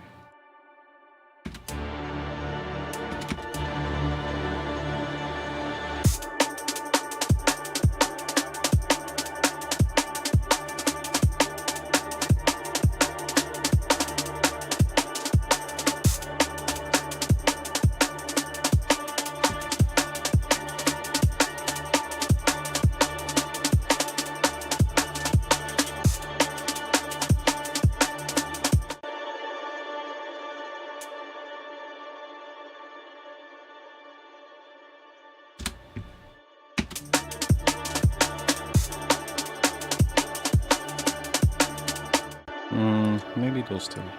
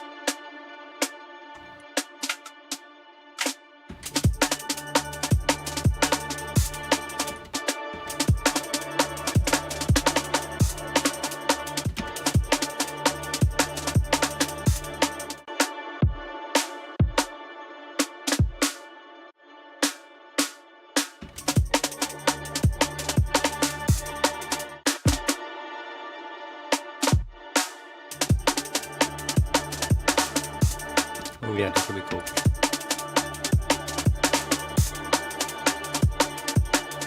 Maybe something like that.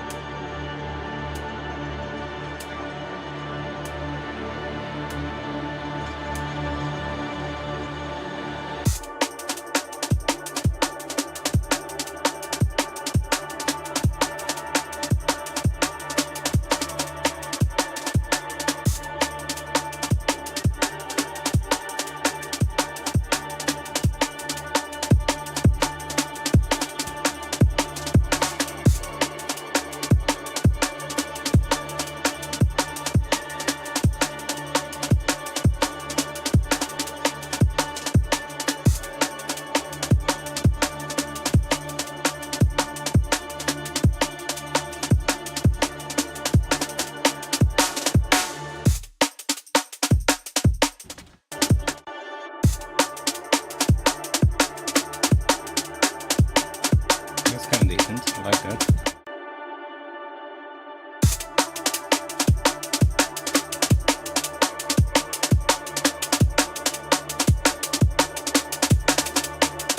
Maybe a little much. Down a little.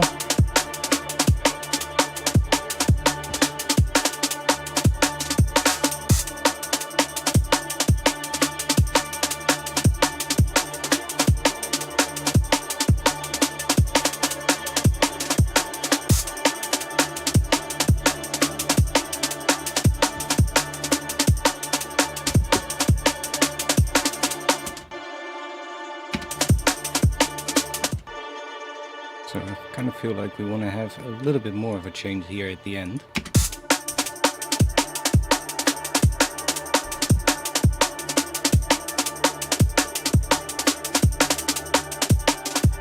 I really like this drum pattern. Even though I'm not sure where to take it at the moment.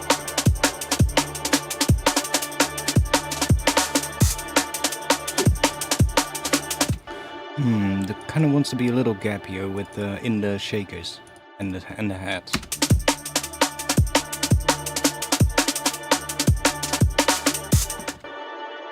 Mm.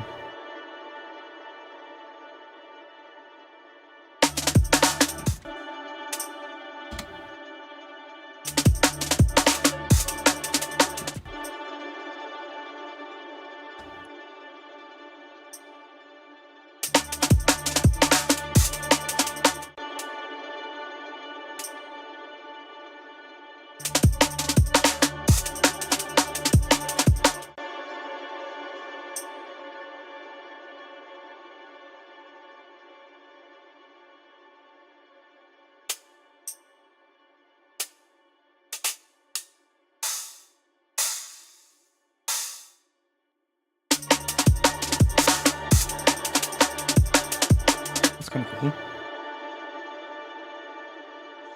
You need to hear it with the whole pattern, otherwise it's really hard to hear if it grooves right when you don't hear the full pattern. So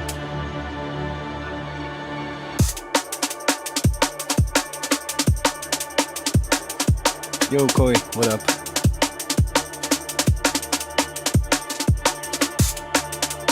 Yeah, exactly, Blacktronic. That's also what I'm kind of going at the moment.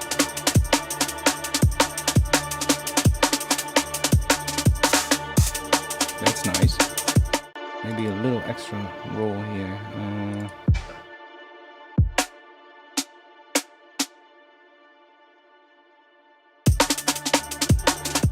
Like maybe there or something.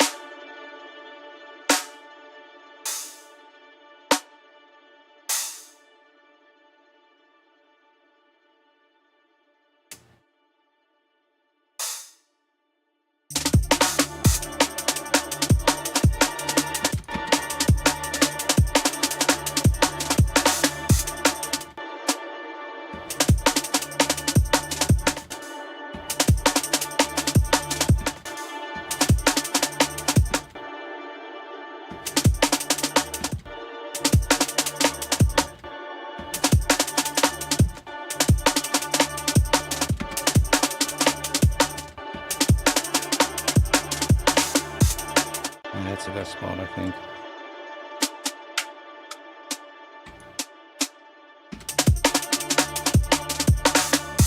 And that kind of works.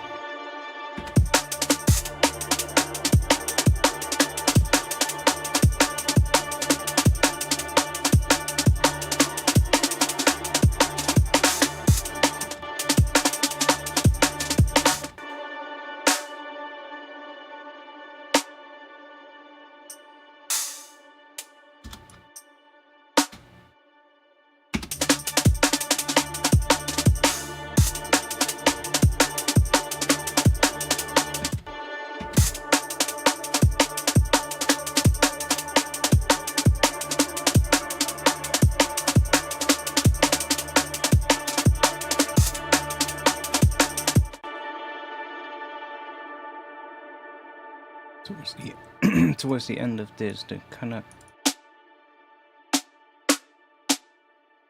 ones, maybe a little extra one.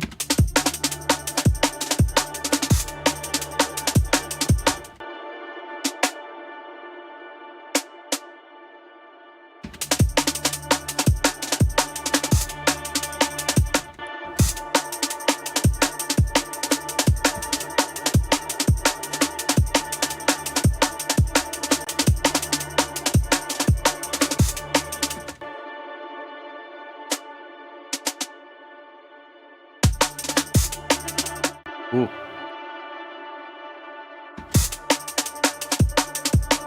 Similar to that, but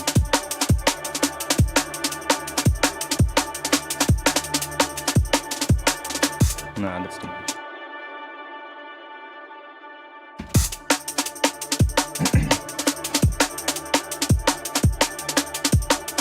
You use somewhere else though. That's good enough.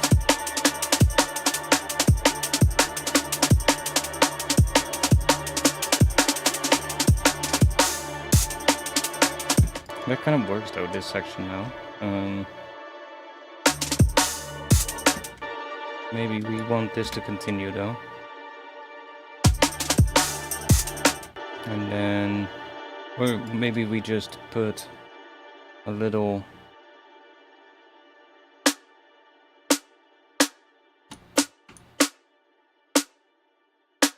maybe just there.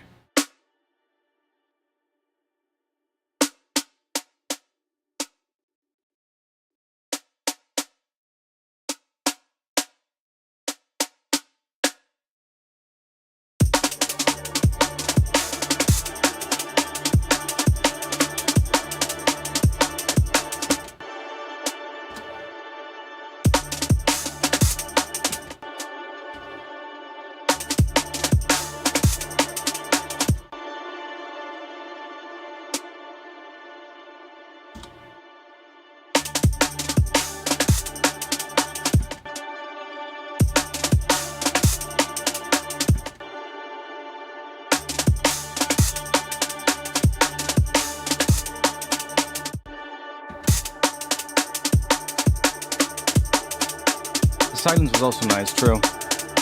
But we're already getting that here. See? I'm kind of thinking about what else we can do.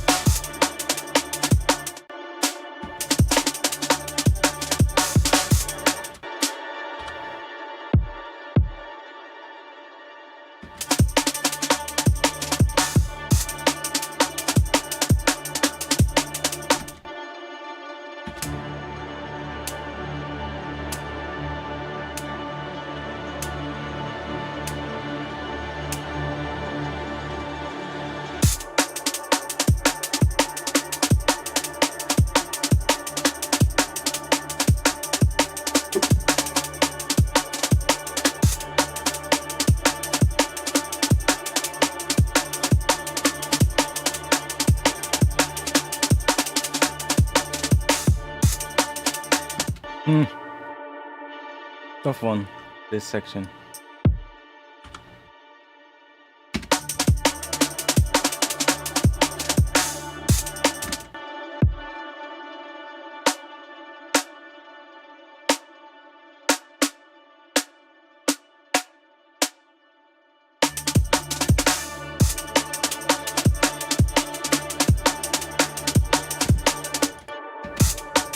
Let's just keep it like that for now.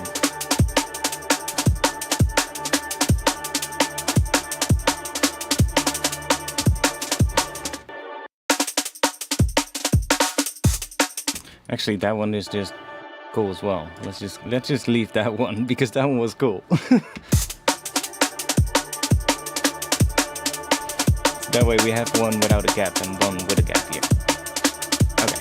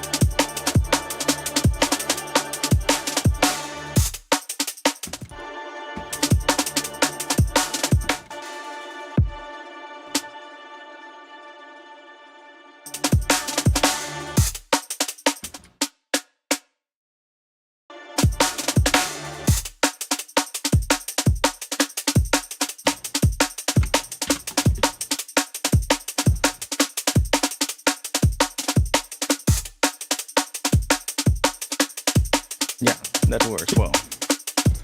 So, where do we take this track though? That's the main question.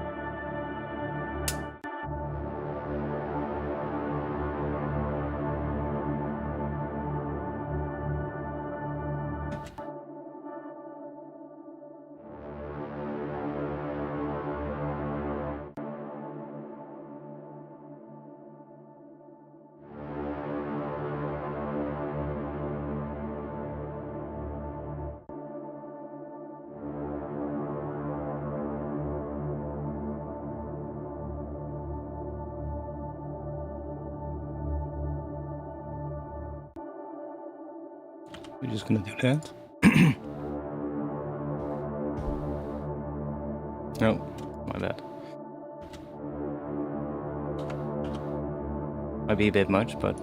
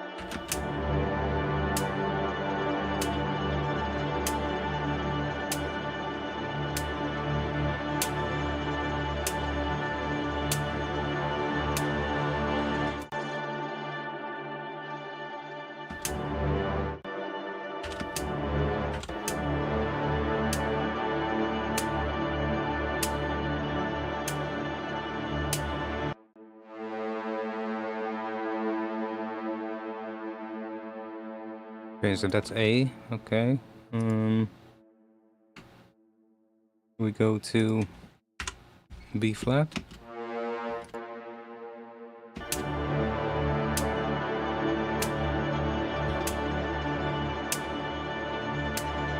Oh wait, we can maybe do that with something else.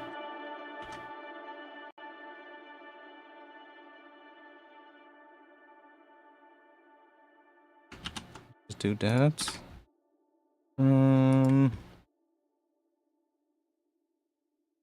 Another sound. Something higher.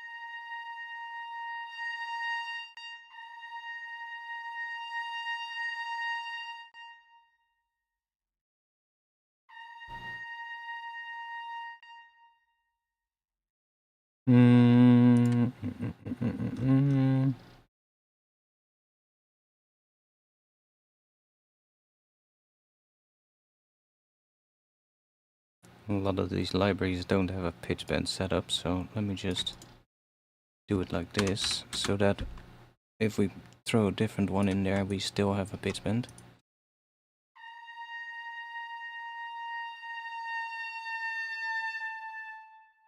So it bends from B flat to A.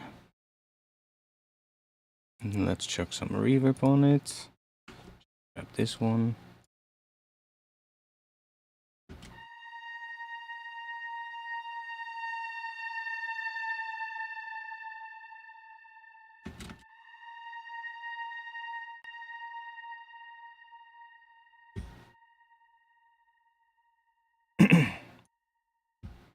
Something different.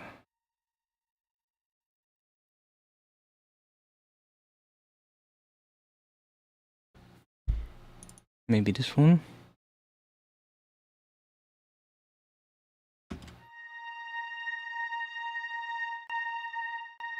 That's the highest note of that thing. And here. Oh, yeah, you can't drag the group in there, of course. Okay, we have a bit more, but doesn't matter.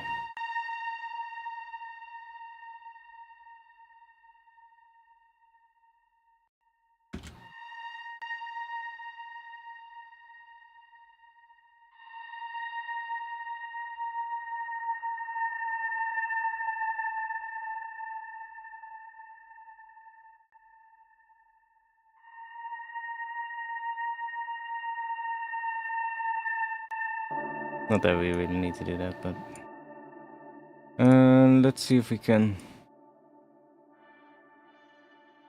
chuck that in somewhere.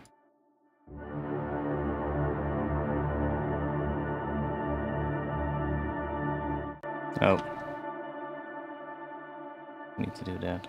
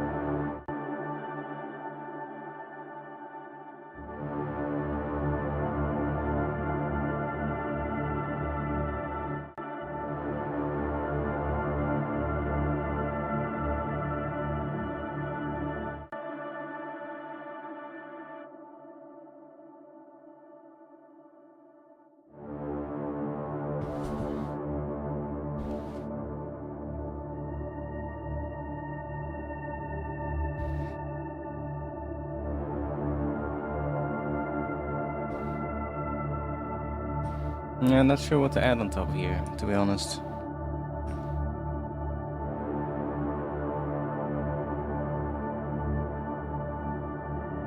Maybe I'll, yeah, I don't like that sound, so let's get rid of that. The brass in here is fine. That low layer, that's fine. That works.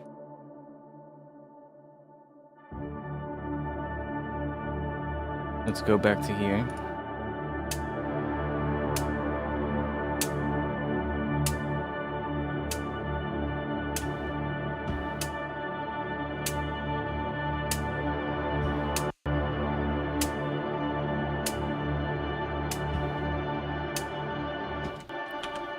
I can automate the gain of the heads here.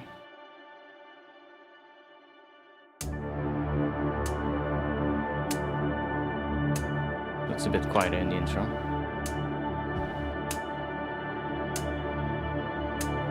I'll see what I'll do in here later.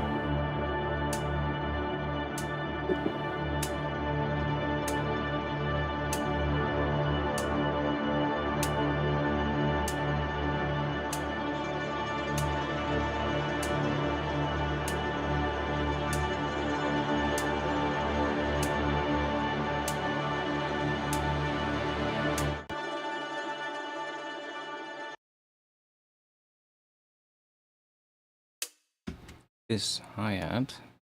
Let's grab a reverb. Do Valhalla room.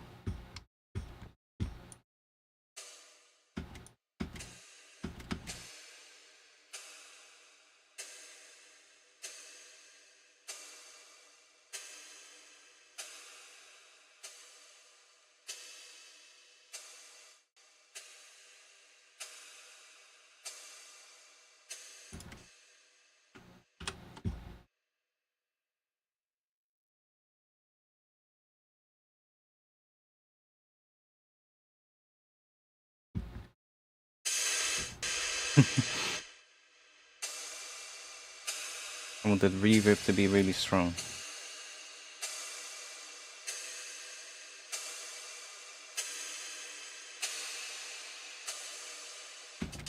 Sure.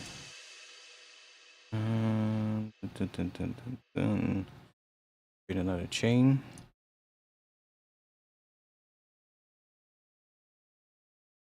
Let's just map that to a macro.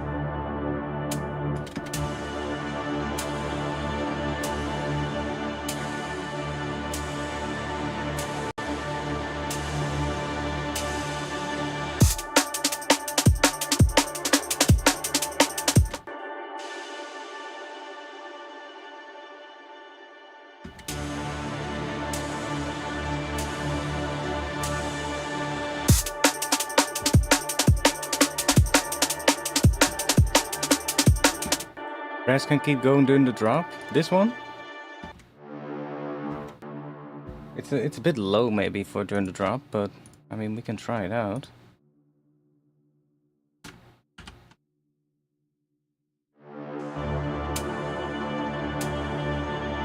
I mean it was a contact thing, but I bounced it down.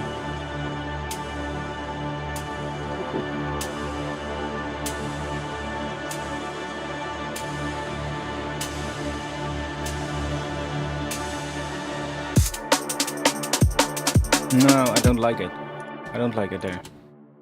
Sounds too much. There's already other elements that will take over that sort of like phase anyway, so.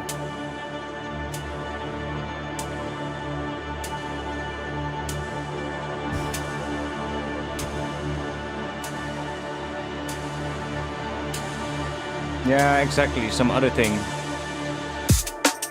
Although I kinda like this as well, this change. That a lot of stuff cuts out and only that one sort of like pad thing continues. This one, and then I guess that other layer, this one. It kind of works as well. We do need to start building up again here with more tension. And I think throughout this entire section, we can have one massive riser. Just extending throughout this entire thing. I only stream on YouTube. I used to stream to both, but it's just a pain.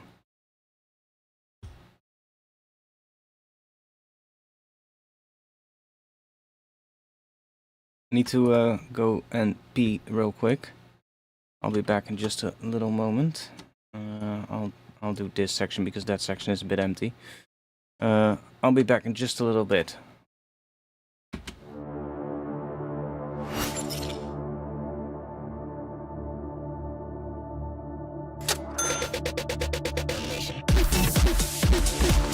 Thanks for that one, by the way.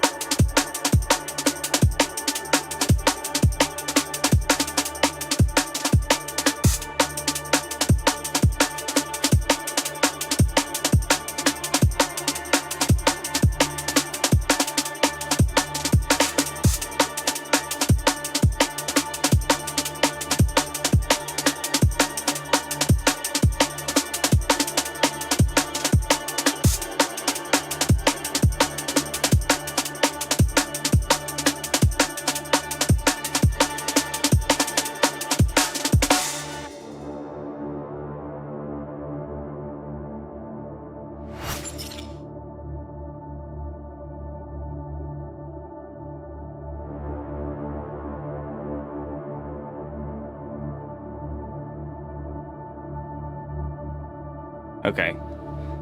The webcam will be back in just a bit, but I have made a view for that, so we're just doing this one for a little moment so you can see entirety of Ableton. Webcam will be back in just a little moment.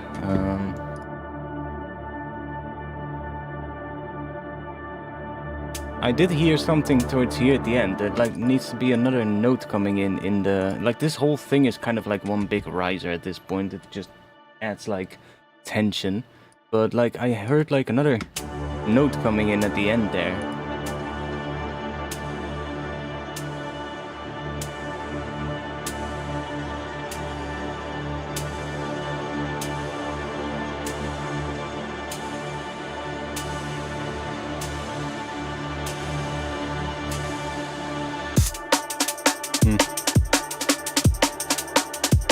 heard it when I was on my speakers, but there's an entire violin ensemble in there. Yeah, exactly. There's like, it just rises and rises in tension overall. It's kind of nice. Like this whole.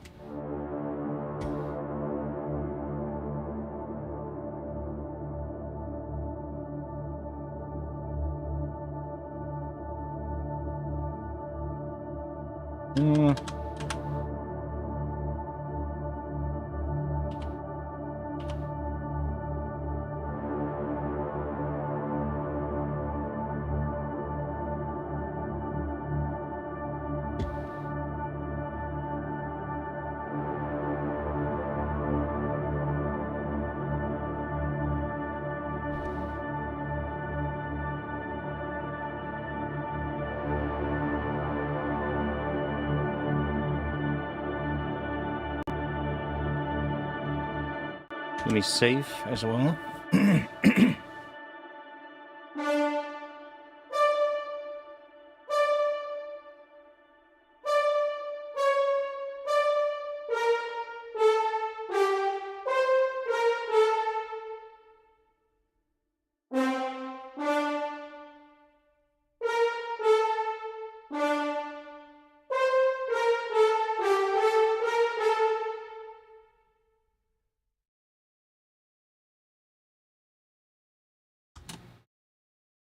Maybe a bit long, but let's see. I just need like some melodic element.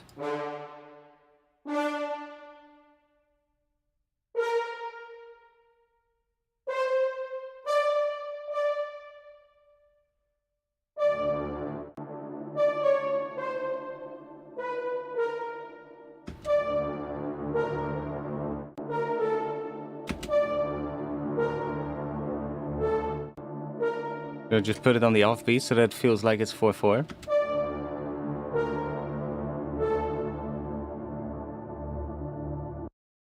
Let's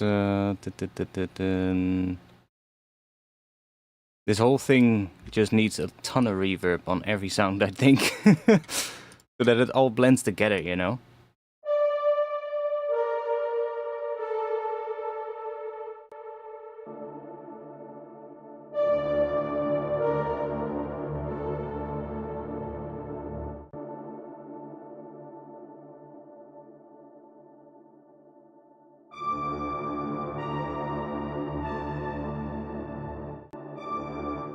Let's try a different sound.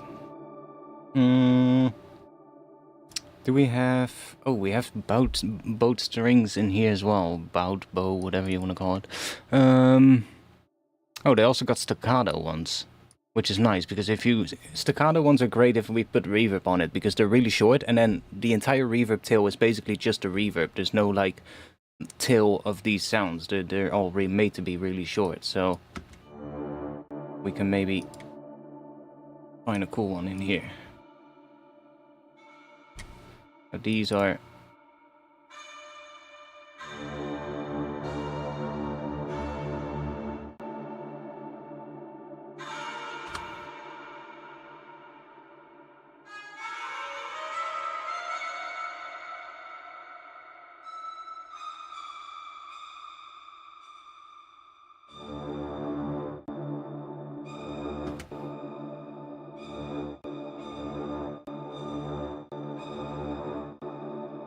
it's annoying, there's a round robin. Normally that's great, but now I actually don't want it.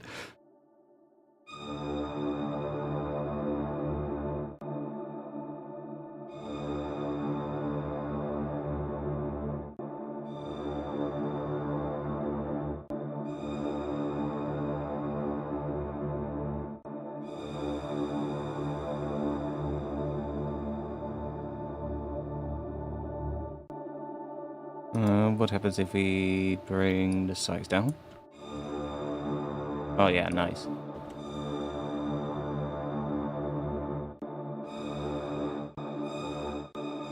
See, there's one of them that I like the sound of, and the other ones are kind of shit.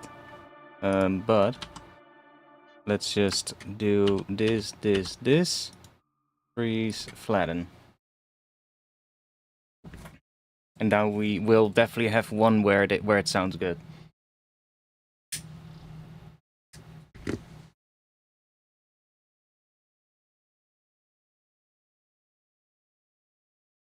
The only downside is it takes a bit longer for it to freeze, but I need to space them apart because we have a really long reverb tail on here.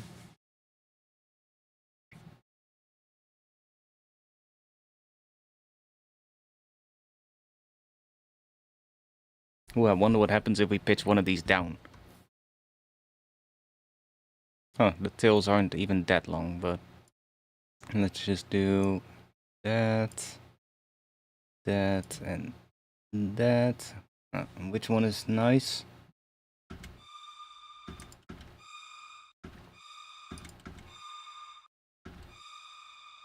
I think it's that one.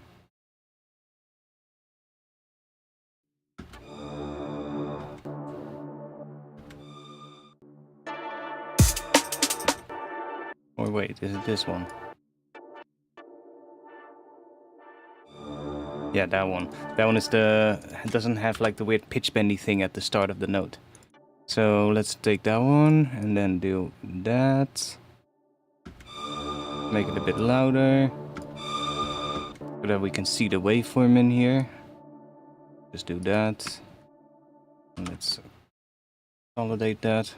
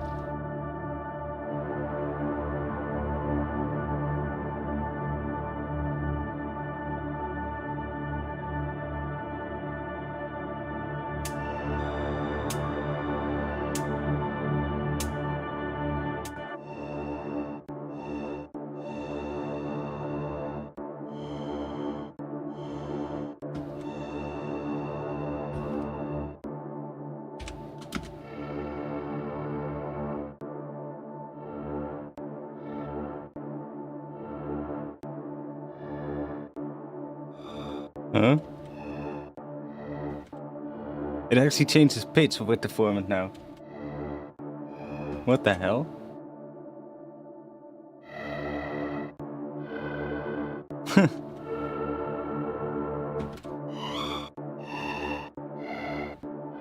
Because it's such a high-pitched sound, I guess.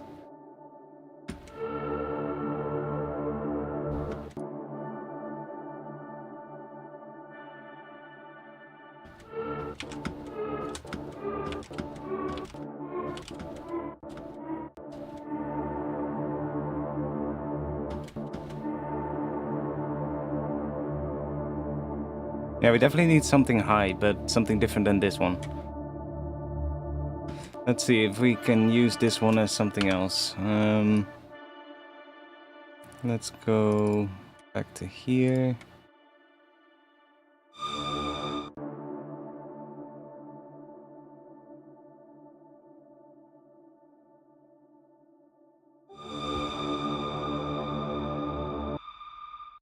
I'm gonna grab this.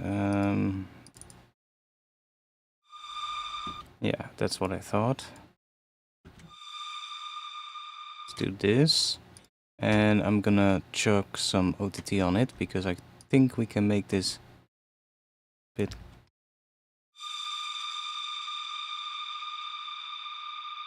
Yeah, I wanna have that.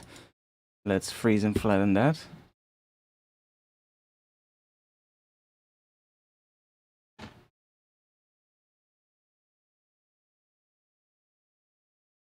And I want to use this as a reverse.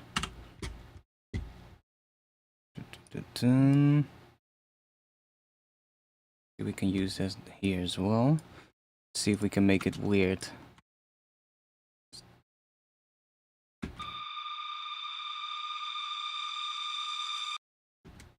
So if we grab a kilohertz pitch shifter, we should be able to shift it. Well, we can also do it if we have this on complex warp mode.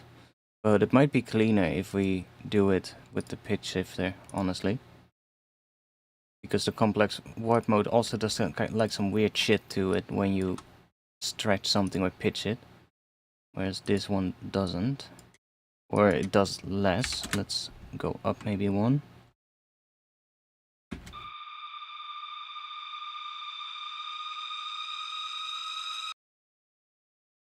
Maybe do...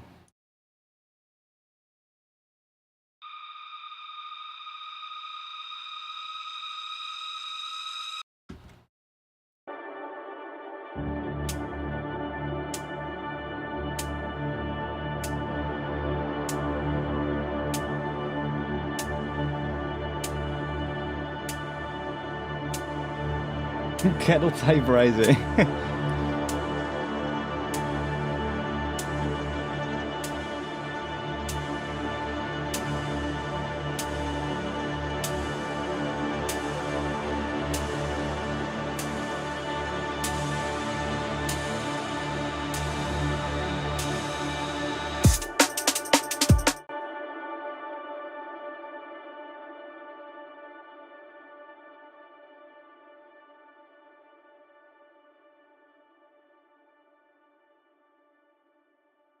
I think it wants to go the opposite direction.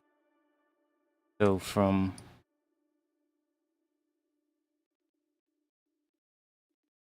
1 and then down to 0.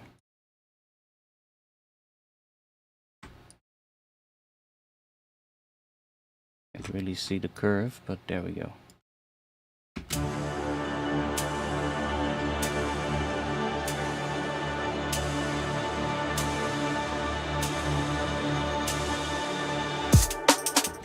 So subtle.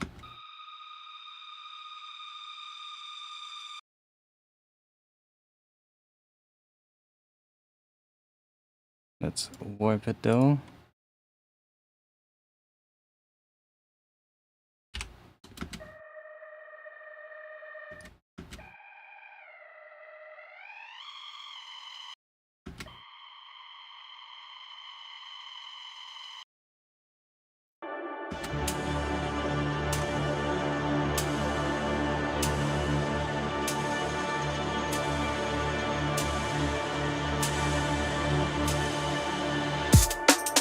Almost don't hear it, but it's fine.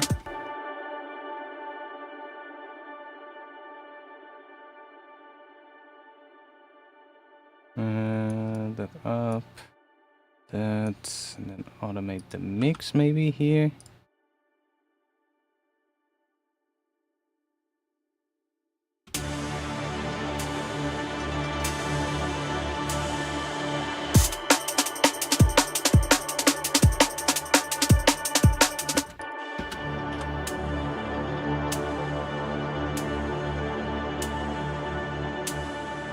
Or maybe just ditch this sound.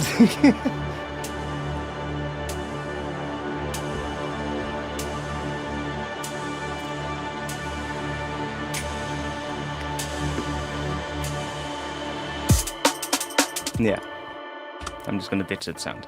I do think this whole group... Oh yeah, and the sidechain needs to probably go on, turn on when the drums come in here. I think this whole group, or at least this low layer, this layer, can get high passed a little towards the end. So let's add a little bit of that. Do this.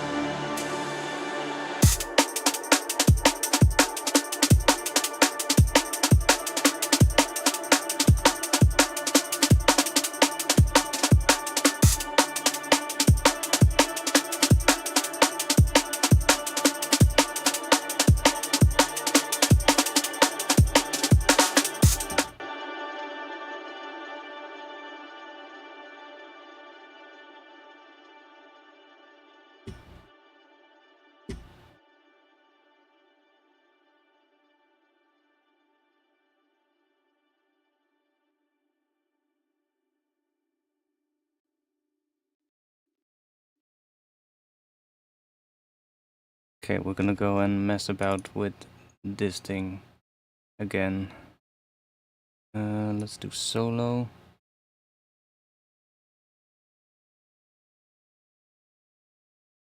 Probably save. Let's save. Okay. Let's grab some kind of a sequencer. Should we grab this one again?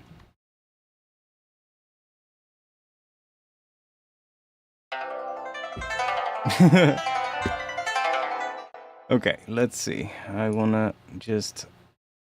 as long as we are on solo, it doesn't matter.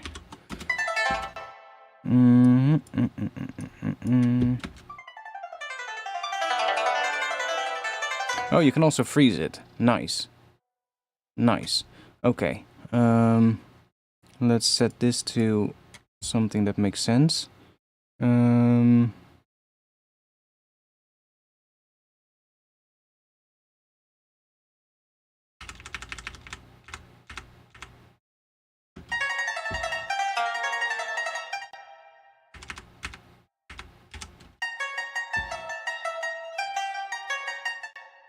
Okay, and let's set the steps to 14.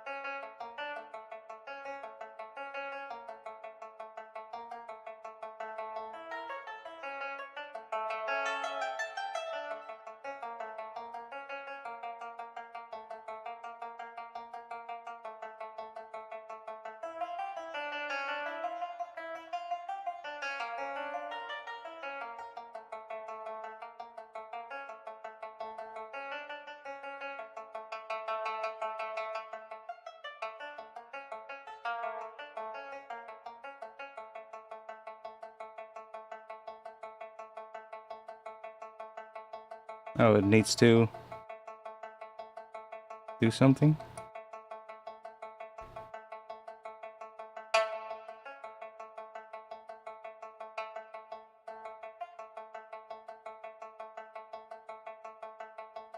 Why is it? Ah.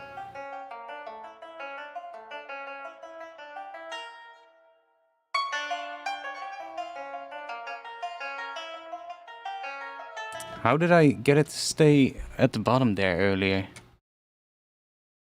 Wait. Let's move you down.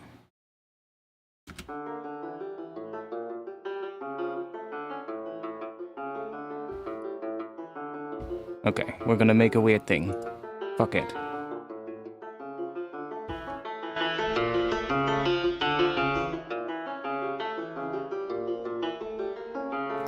Let's turn the reverb off.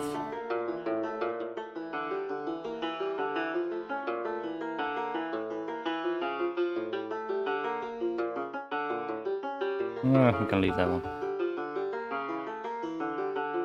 So, can we...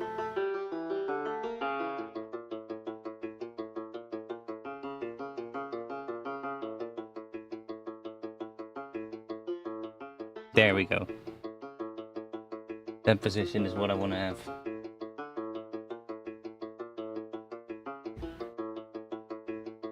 Okay. Let's mess about with some stuff. Put a grain delay in here. Let's do that, and let's do maybe...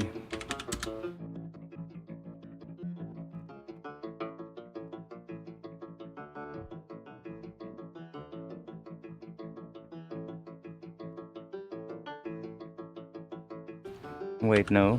Let's do it with something else. I want some of these notes to...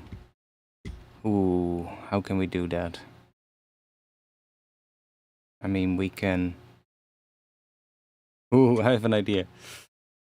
Do we have more range? We have.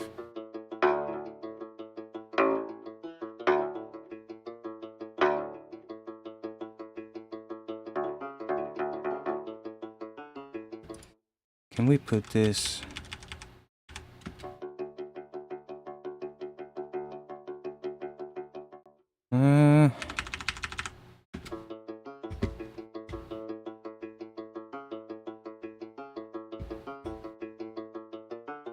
I'm thinking about how, if I can do that. If I group this, that's just always getting the same. That's not getting any notes, of course.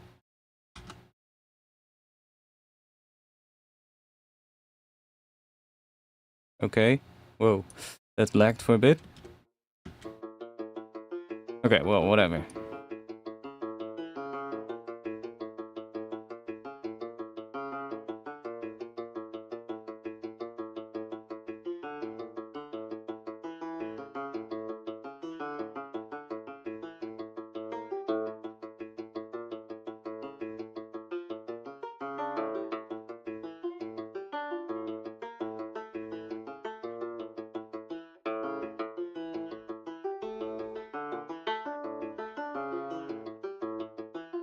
Oh wait, I have an idea. If I take... Now, yes, now I know what we can do. If I grab this and I group this, I should be able to see... Yeah.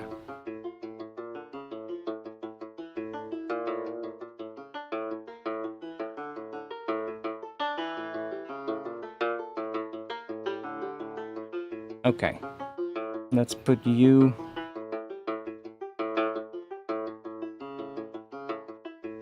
on that one. And then we're gonna create another thing. We don't need a random. We want to have a note echo.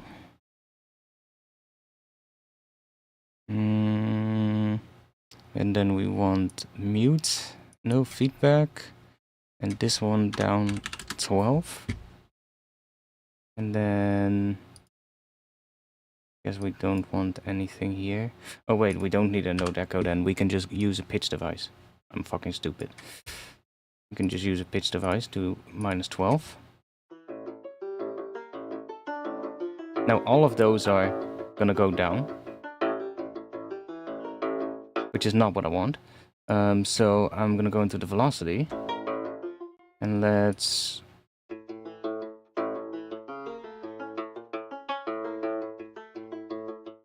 find a range where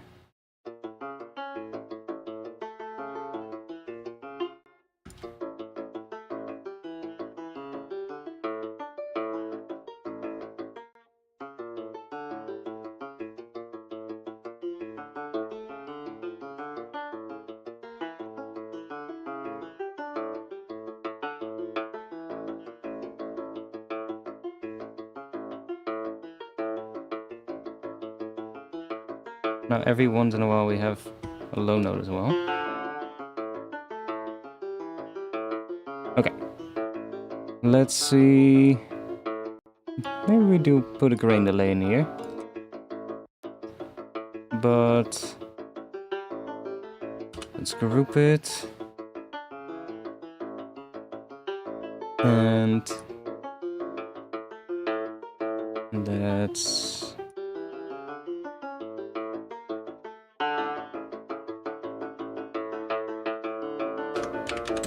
we can try and see what we get.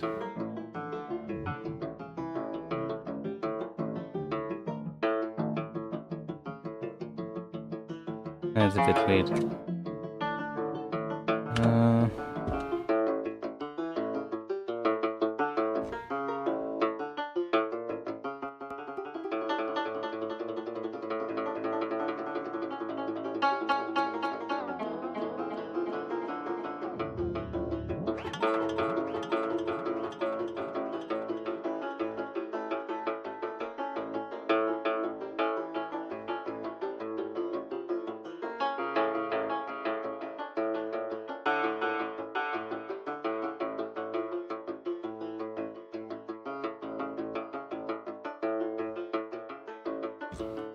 Weird thing.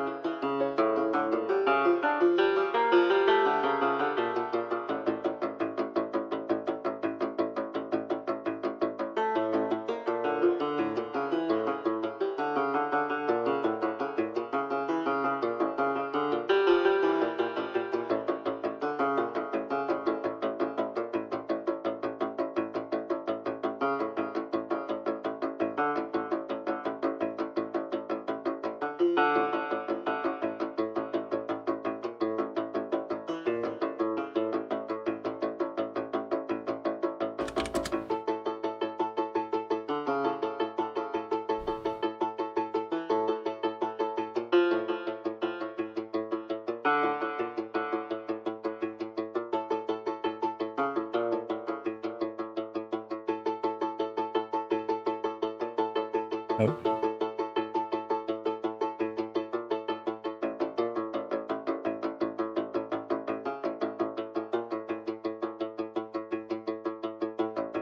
For some reason, only getting that one.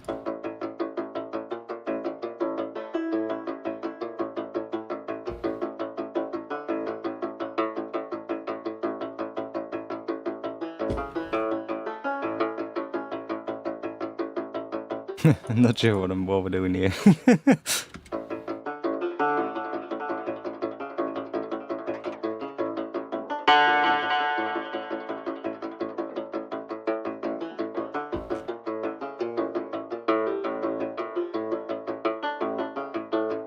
What are we gonna put on here?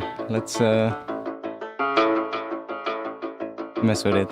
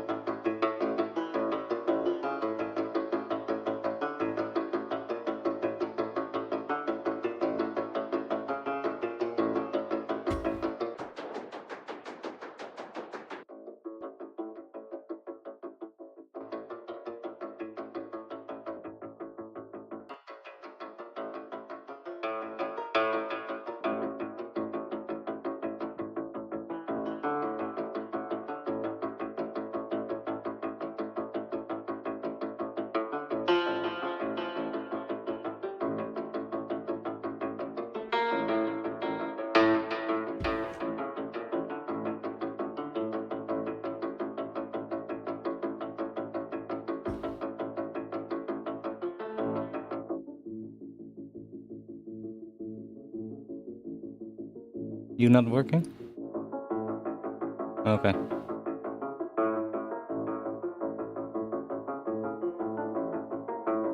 Is that even doing something?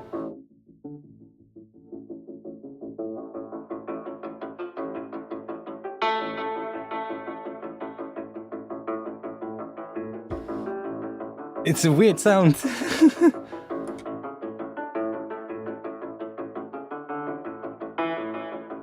What happens if we...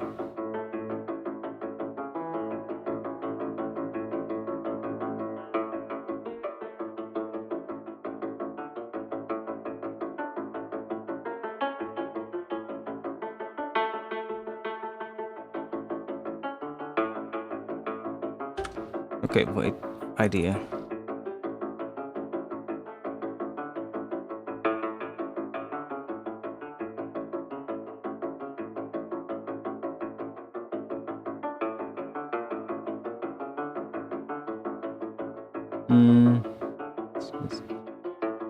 Make that move a bit.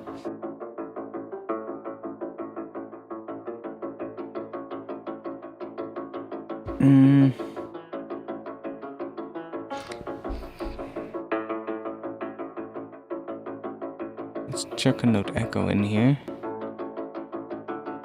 Let's do mute. No feedback. Let's just do something weird.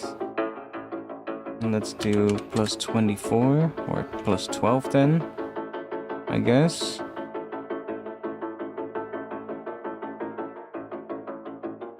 I want only one of the higher notes. Come on.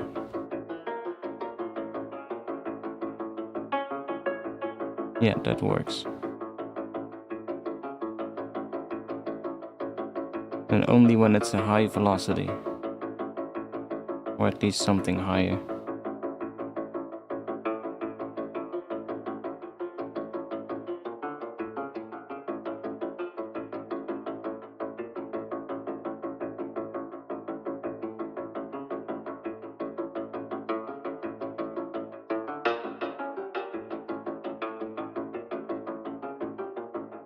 And then we can make that note be random. Yeah. And then we grab a scale device and we do D Phrygian dominant.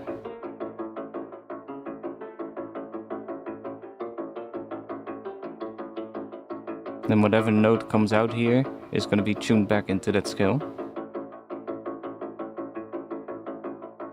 Just not sure if it does a lot, but you might get some weird notes every once in a while.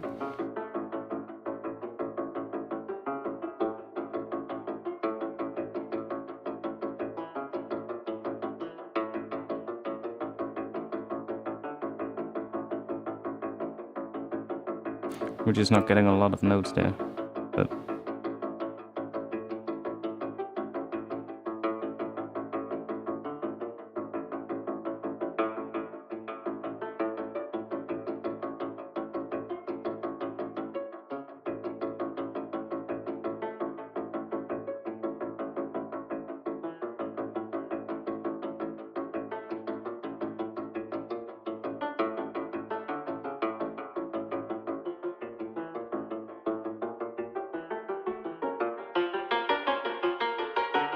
yeah, it gets weird.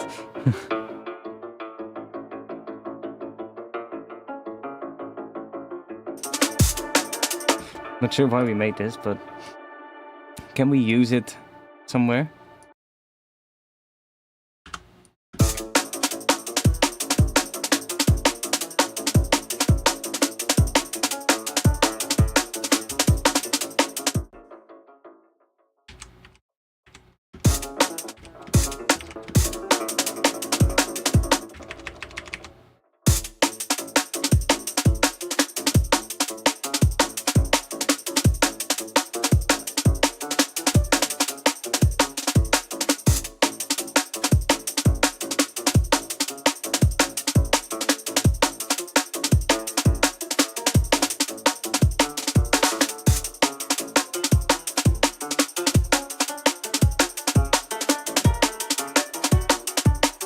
This thing is maybe a bit much.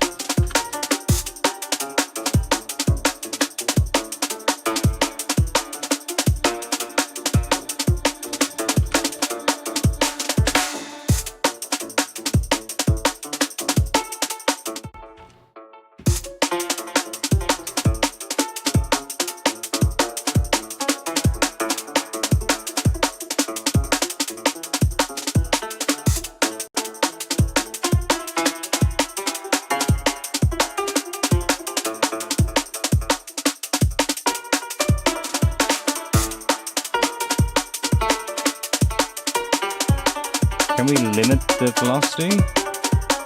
Yes. Okay.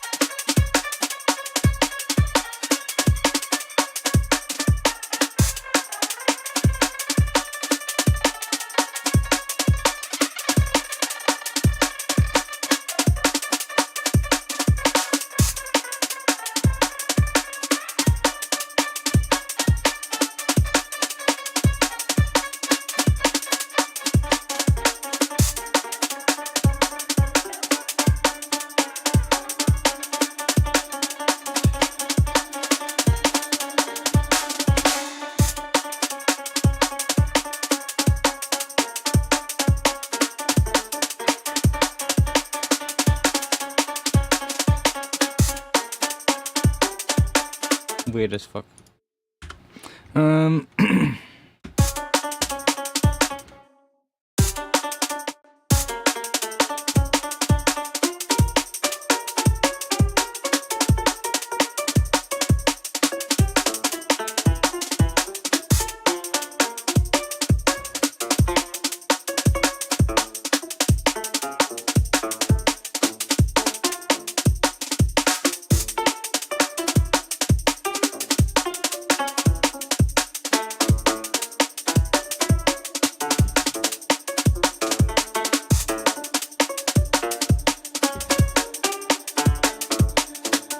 Okay. So now I'm not playing every note, because some notes are out of the range of the instrument. But we might be able to use that to our advantage. Granular.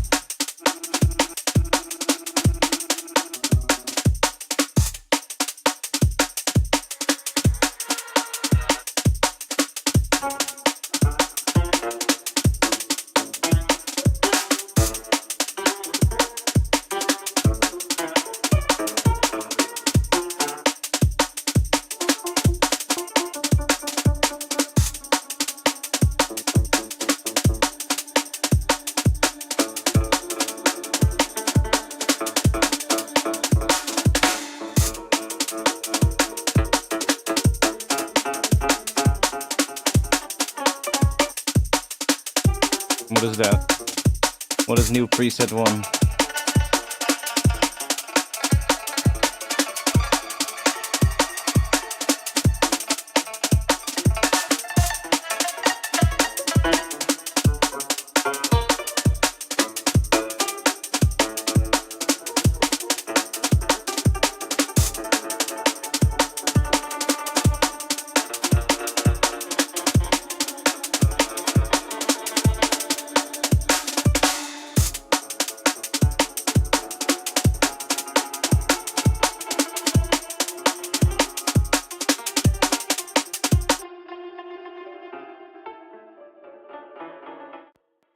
Extra layer for the intro.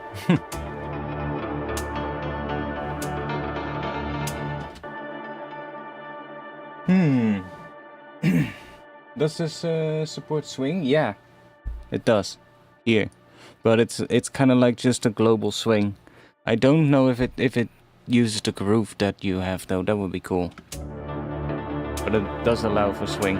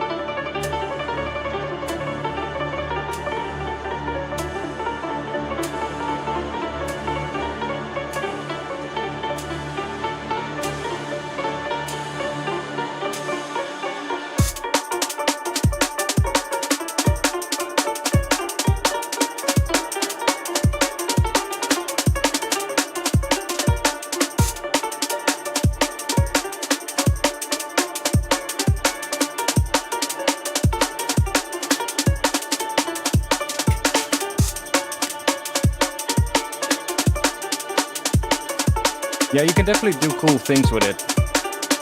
It has a lot of variety, right? It adds a lot of variety, but it's not the right thing for this.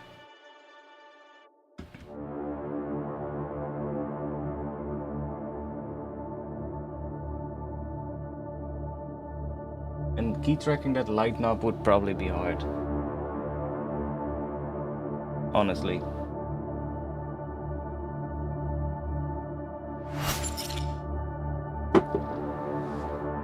Oh, chat is empty. Well, can we fill it up again? See if it still works. Because I might have done something wrong setting up the overlay. Is that bug back that I used to have back in the day?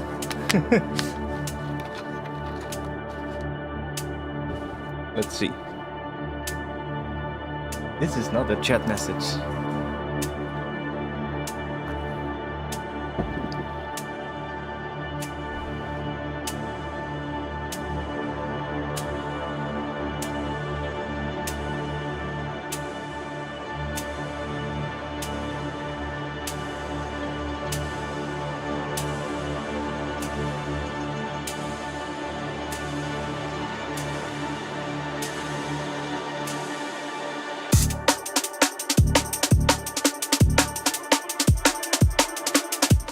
Yeah, we're gonna have to work on this thing.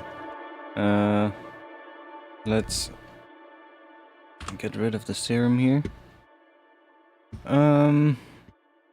What can we do for this? Let's just grab an operator.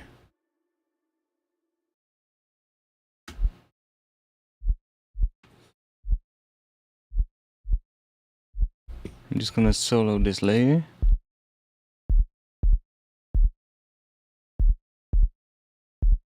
Why is it triggering twice? Or is that... Oh no, it's not triggering twice.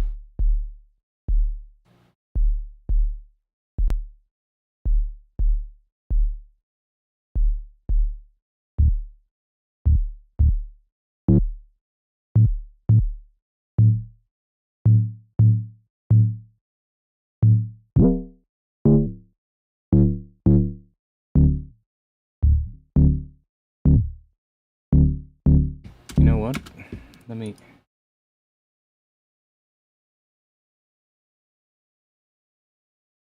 You are gonna go back on here. Yes.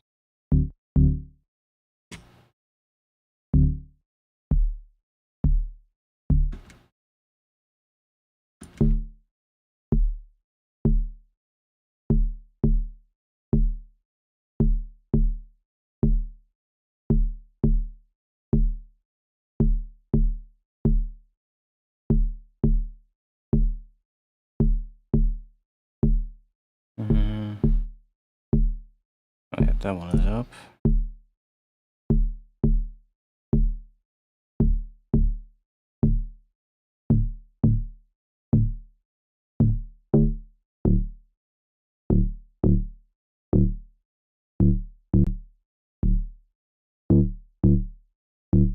Why is it not sounding the way I want? Let me just get rid of that track. We'll just do it ourselves. Let's just do it on a completely new track. And let's just do that. I'm just gonna...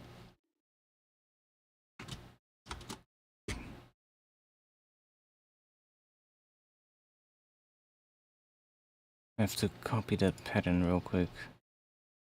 I guess we can just copy this real quick. That one.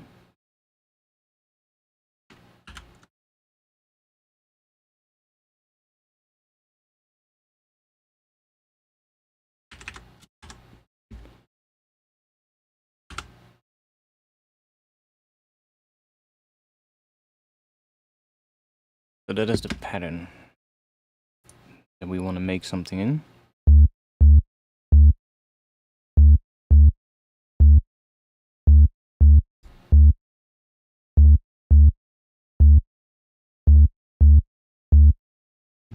I guess that is the pattern because there's like... It hits only on the... Come on. Only on the first sort of like beat. It hits on the downbeat and then it hits on the offbeat every single time.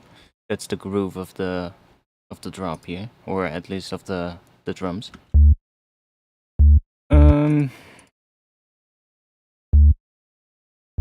Let's do That one? No. It's the one where... I guess there is not. Then we'll do this one.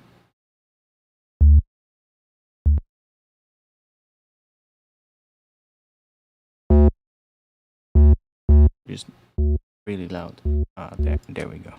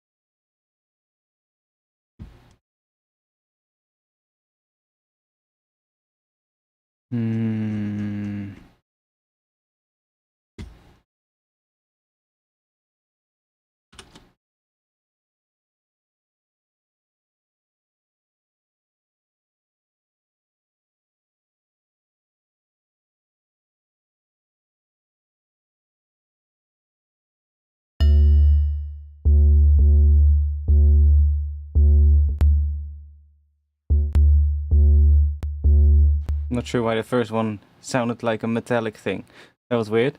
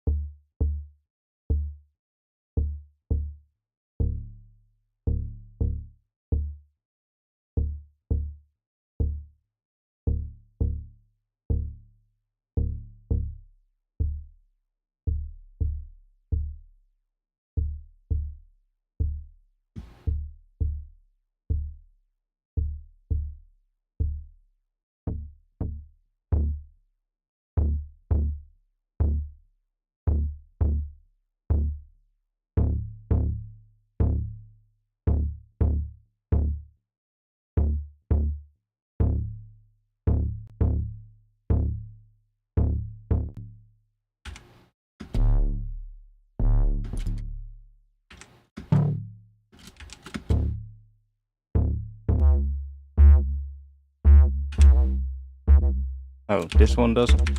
Why do all the things work with like shift arrows, the pitch things, but this transpose doesn't? That's so stupid.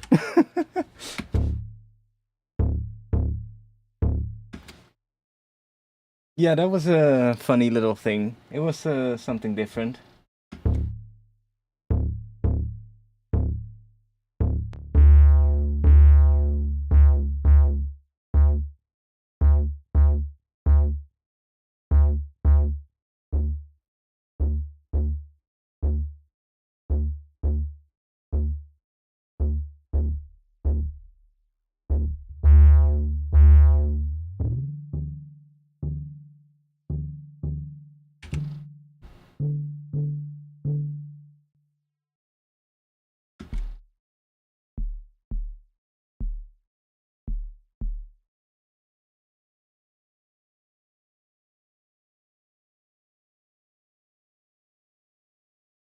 Wait, is there really not...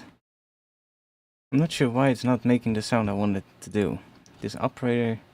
What am I doing different than normal? I made this sound so many times before. Let's just make the notes like that.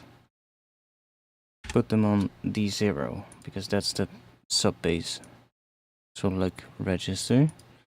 Operator. Right, so now we're getting a bass. Okay, good. Make it a bit like that.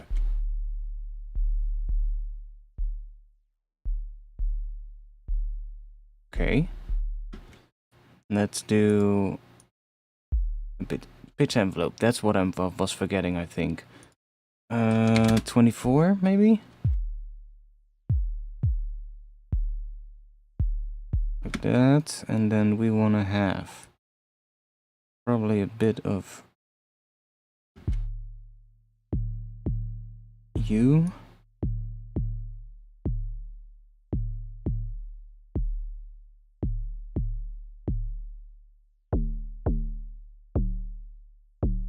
I want to make it sound more like a percussive sound. Like almost like a tom kind of sound. I know something with 5 and 4 is what I did a while ago, and then I had something pretty cool.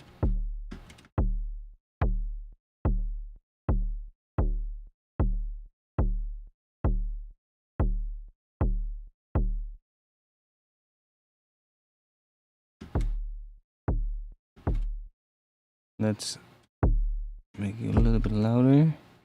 And let's add a bit of distortion. Let's try a different one.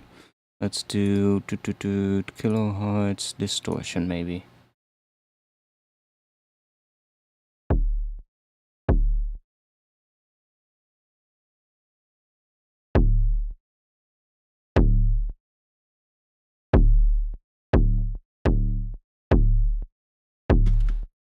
Okay, now we need to start messing with this.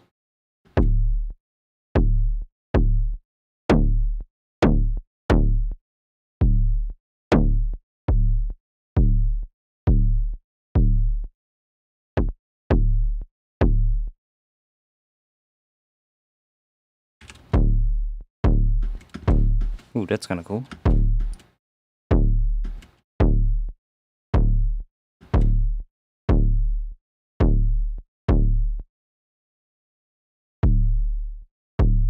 Oh wait, I see something that... Oh yeah, the release doesn't do much now. It's the decay.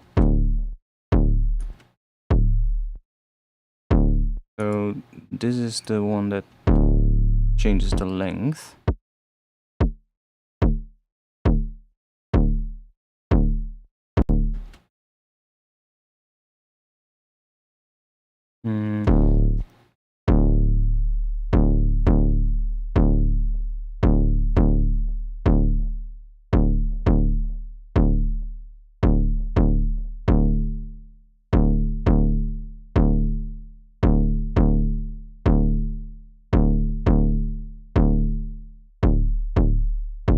There we go. Shorter.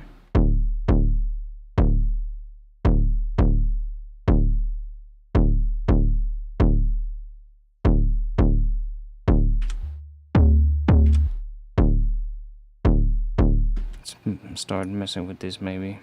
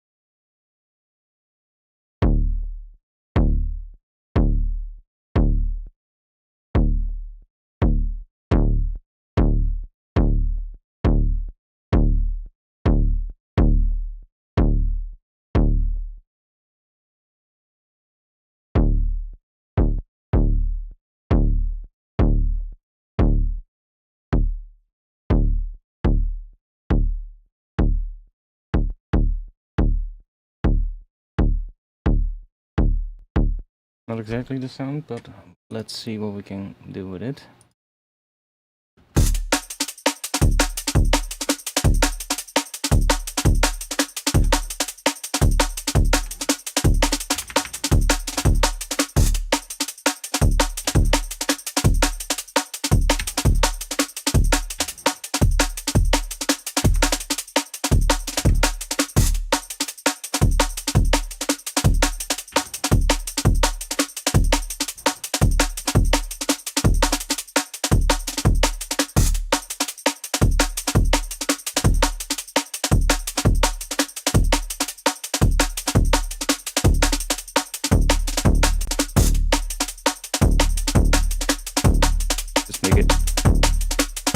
a bit longer.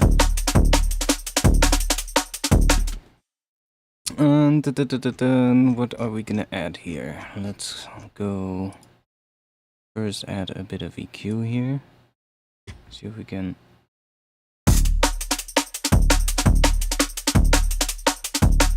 Maybe vocoder can be cool.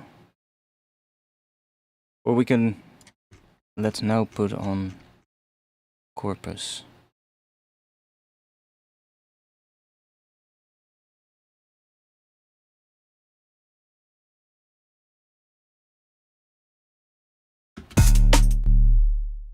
Which is gonna go absolutely mad, but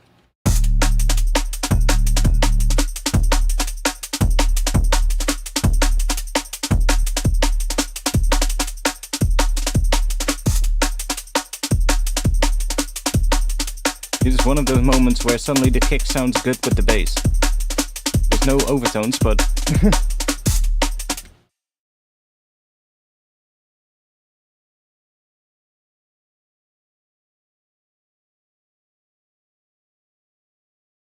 for this, it's because I want to be able to control the bass at the moment.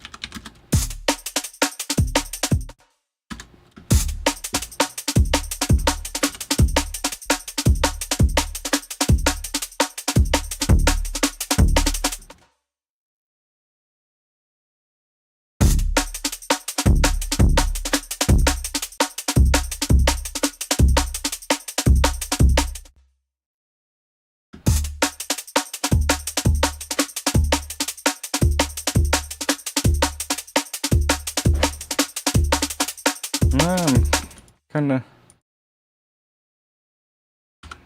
think I'm gonna try something else than corpus. Go back to just this. Because this sound is kinda shit, to be honest. Why are you not sounding like I want you to?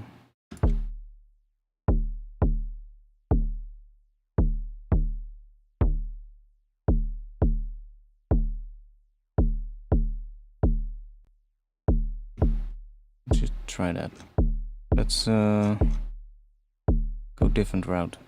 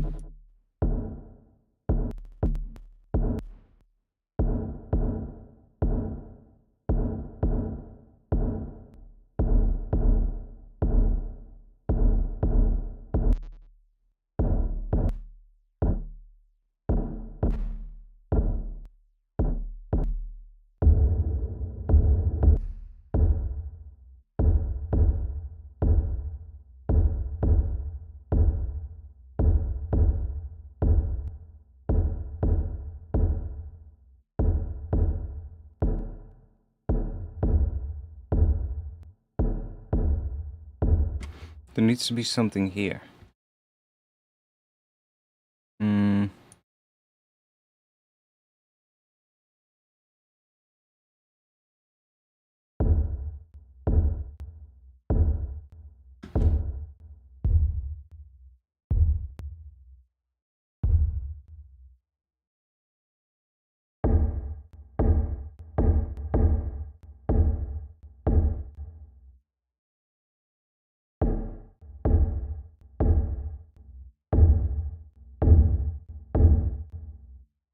Okay, one moment. This can go away. We can just grab an EQ.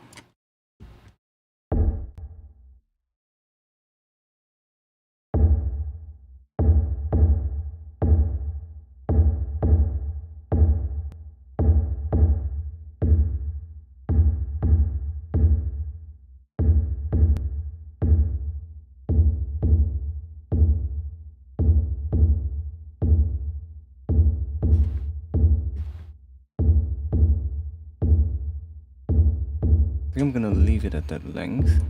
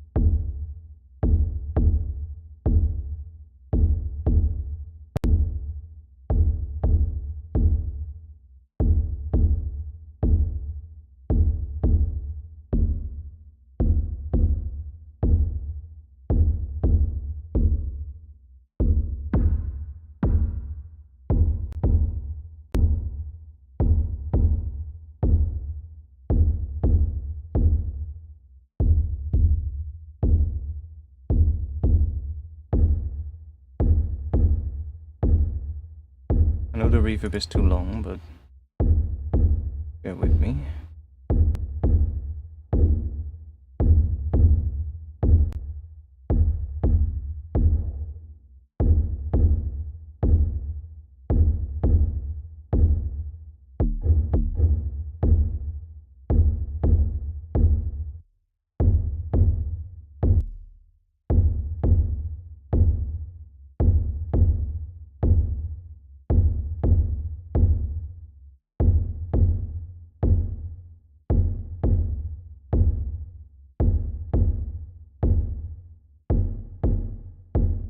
See, this thing would be nice if it was around there.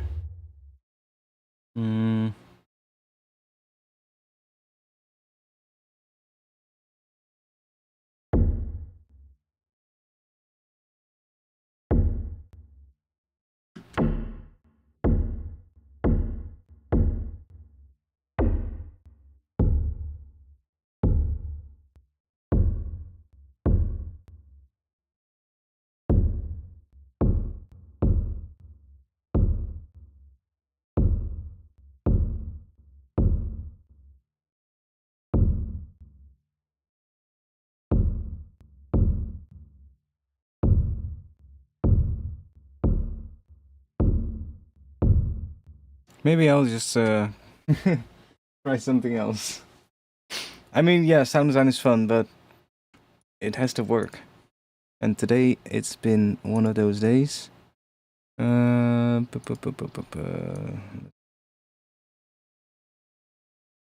gonna need sidechain.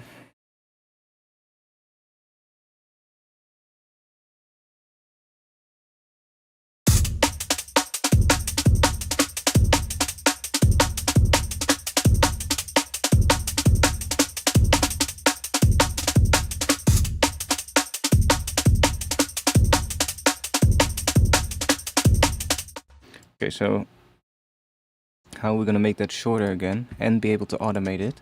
Well, we can grab a serum effects and drop that after here, after the reverb. And then we can go into the main tab here and we can turn the noise on, and that has an audio input. So now that is coming in again. We don't hear it because we need this to feed, have some audio, or have a MIDI signal. So we need to go and do external instrument, and then into there, into Serum Effects. So now this is getting, we don't need MPE either. So that is now getting MIDI. And now I can basically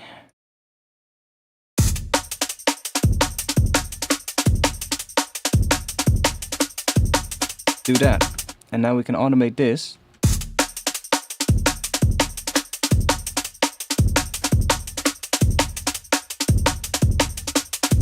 To get more of that reverb coming in.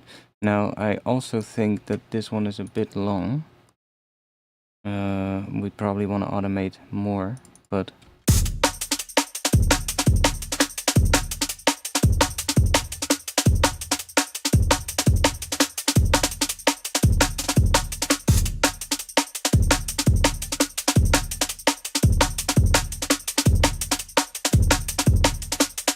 can even make it have a bit of attack as well.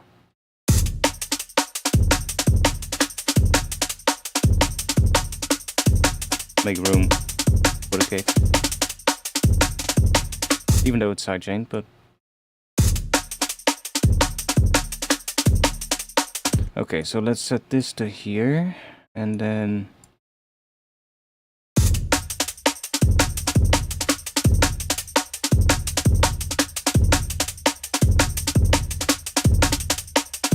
something like that. We cannot, that's a shame, we cannot do this.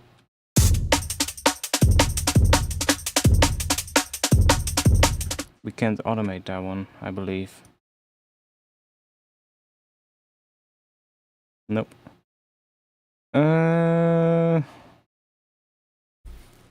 Well, okay, it's fine.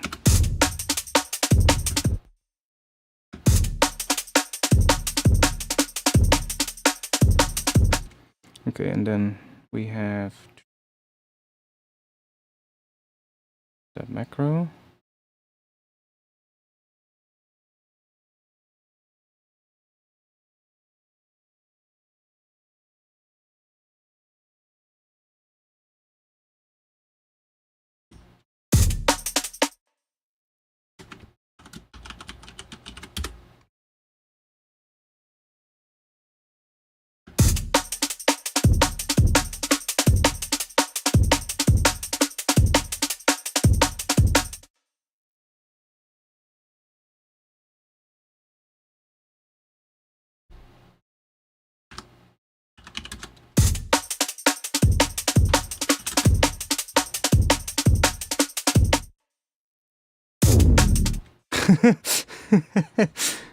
Sure. It's maybe a bit much.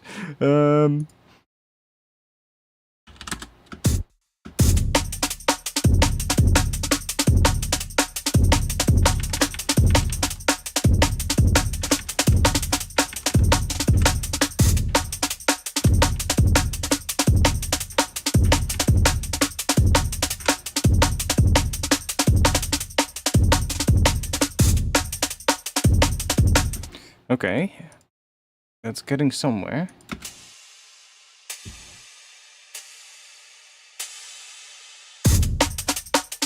I don't like the tone of it yet, but it's starting to do something. And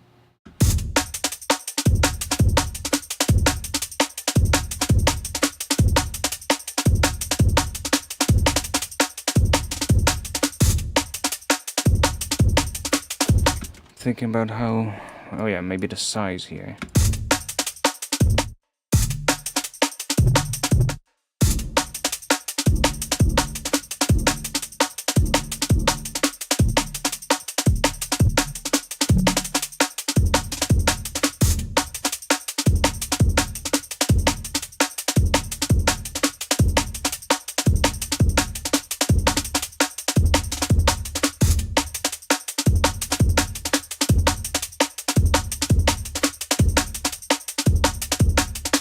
Okay, we're gonna play around with this a bit. Maybe a different impulse can also be used. But let me quickly check what we get now when we have that. And we just let this come in and just see what we get. Like I'm just looking for a tone that I like in this sound at the moment.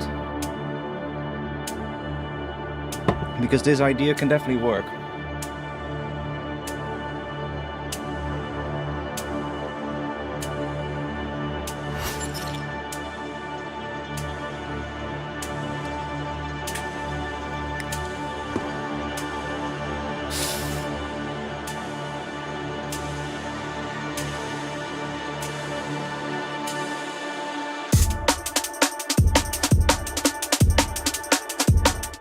You know what?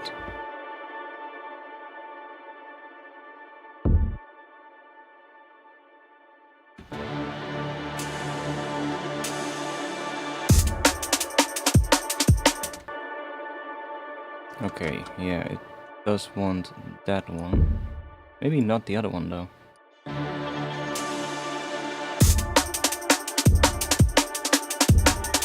Yeah, that could be cool.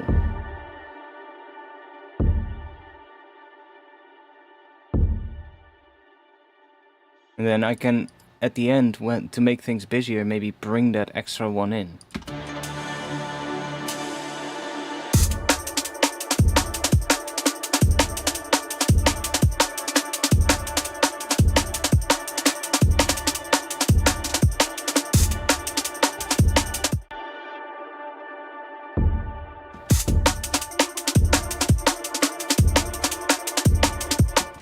I do kind of think it wants to hit on the kick though.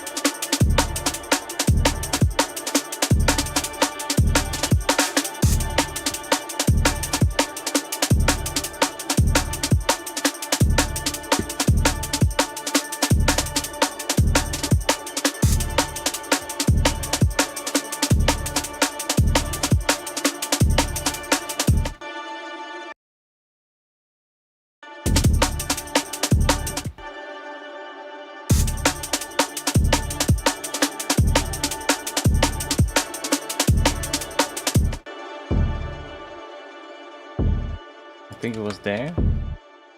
I mean, we can just... That doesn't matter.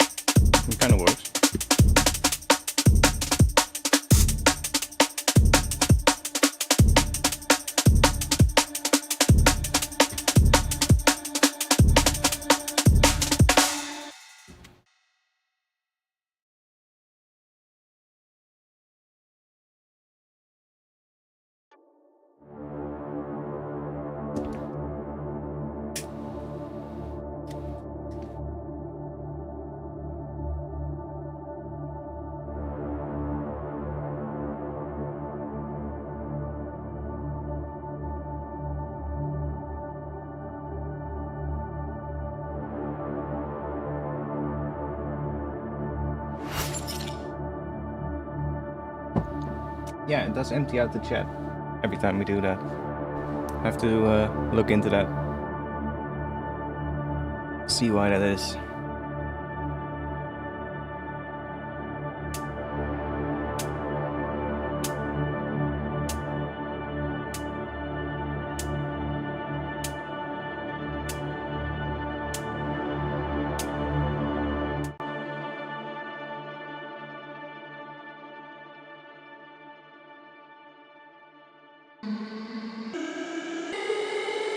Oh, we can definitely have a riser. Yeah, we should maybe add a riser somewhere.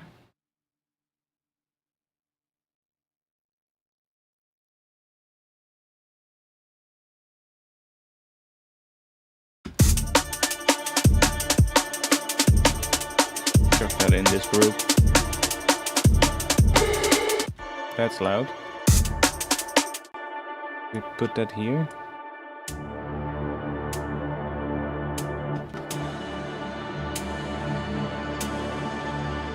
No, I want a really slow rise happening throughout this thing.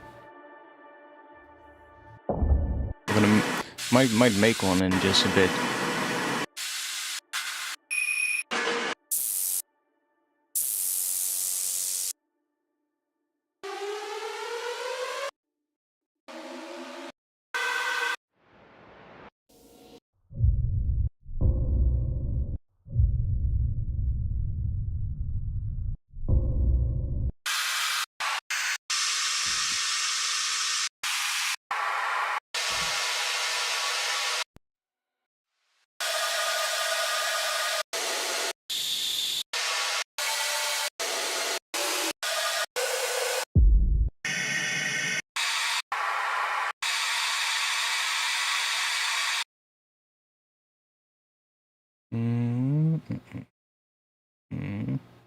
Oh, it's this one. I mean, that's fine too. Doesn't really matter.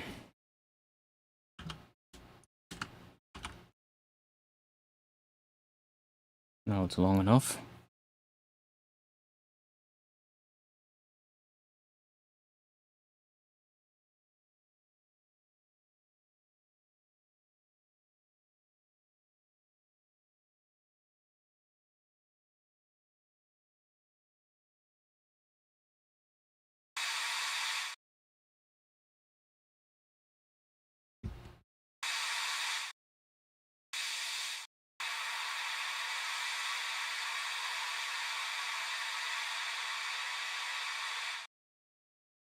It's really long to begin with, so it's maybe already way too long.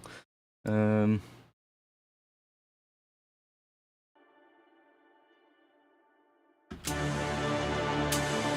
gonna have some noise here.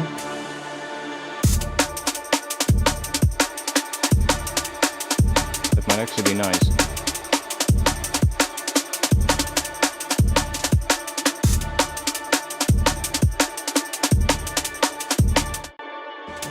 And this sound is still not right, but definitely something on those kicks is gonna be cool. I think that'll work.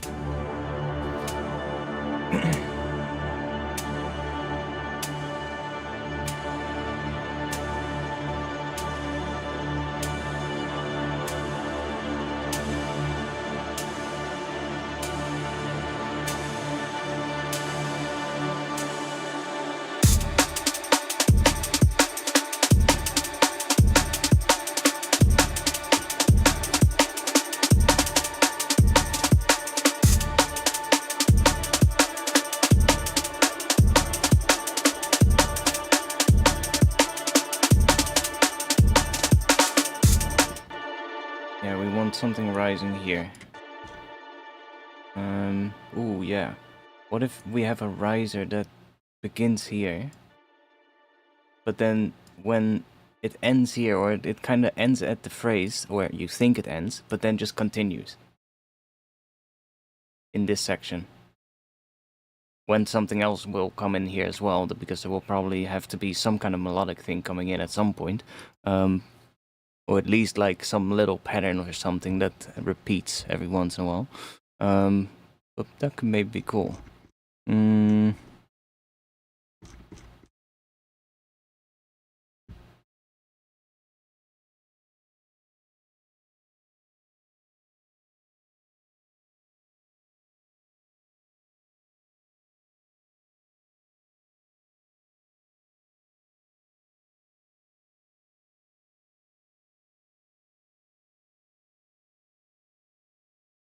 Oh.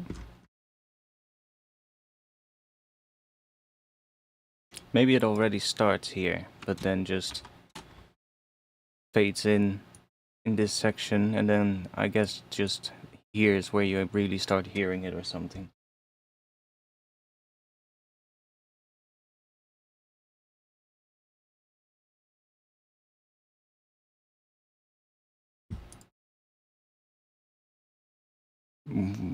Are we gonna make it ourselves? Ooh, that's gonna. I hate that. Maybe with like a granular thing, so that it becomes a bit easier. Let's see though.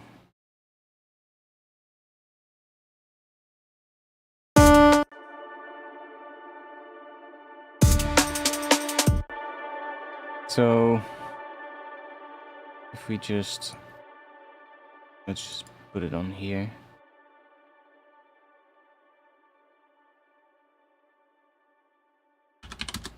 24 maybe.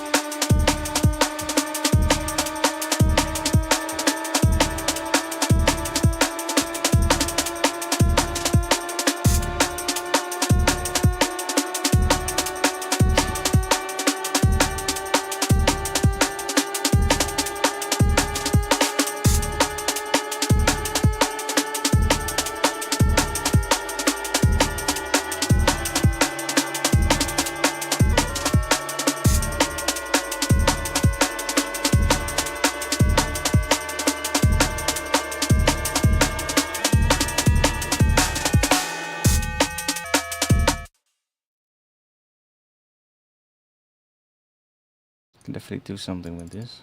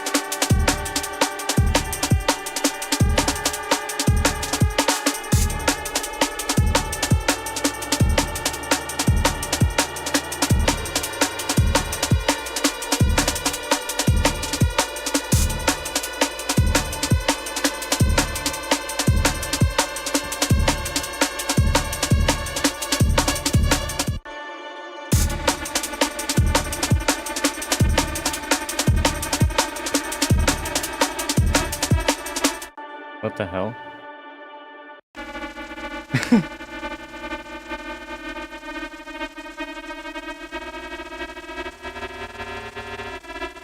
Okay.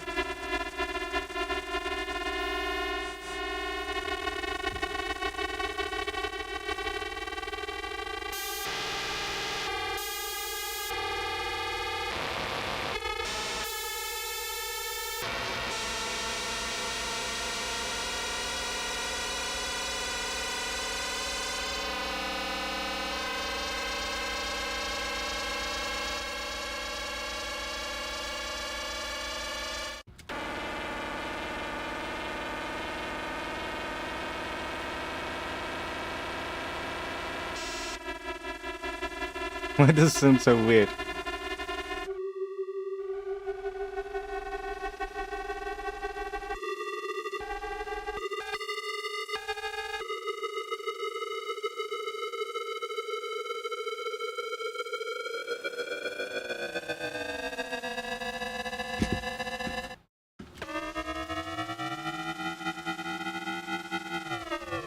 Making prices is so fucking weird. Let's go with granular thing. How late is it? 1:12 a.m. Oh shit, it's already late. Okay. Doesn't matter. What can I use? Let's type in adlib.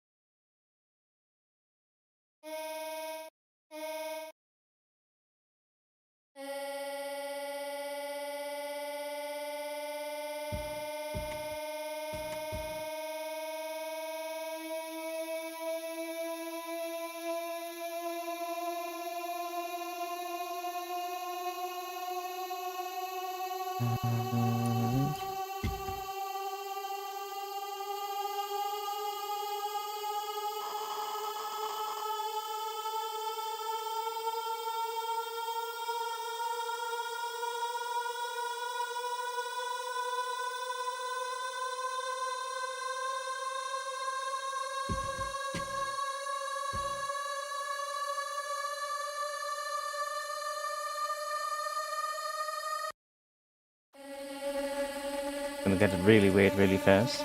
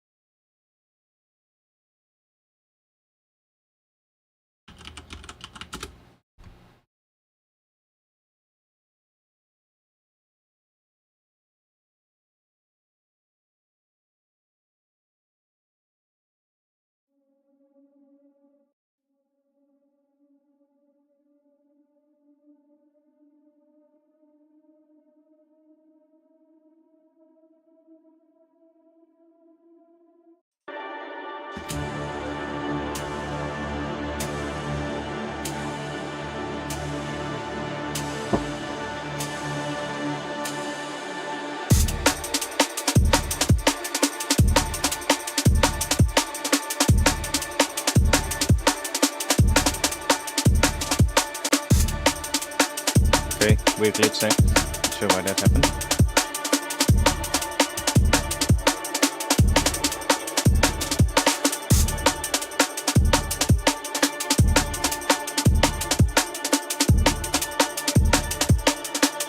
I mean, I can already hear it now, but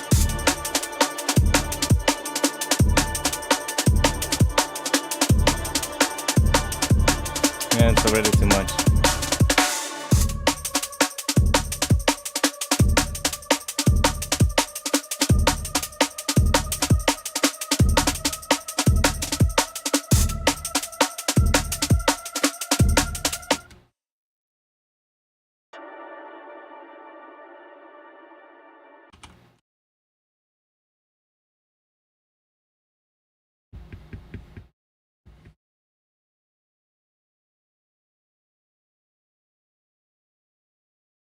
Also, I think the dog is getting down a bit annoying downstairs now.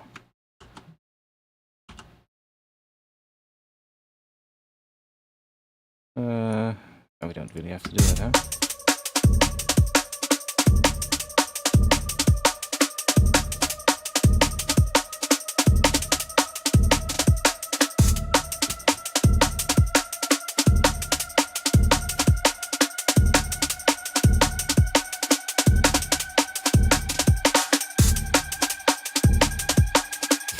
Yeah, I'm gonna go have to check real quick downstairs what he's doing. So I'm gonna stop streaming because it's 1:17 a.m. There's only 8 people still here, so that's fine. Thanks for being here, though. We had some fun, even though we didn't make too much progress, but we made a bit of a start to it. We mostly had some fun. Anyways, I'll be in the Discord after I come back walking the dog, so if you have any questions or anything, just come to the Discord, you know the deal. Check out the Patreon, links to everything are in the description. And I will be back every Friday around 8:30 to 9 p.m. Somewhere in between there is when I go live. And I let you know on Discord, usually. Thanks for being here. Bit of a slower one today, but it is what it is. I'll see you all in the next one. Thanks for watching, and hope you have a good night. Peace.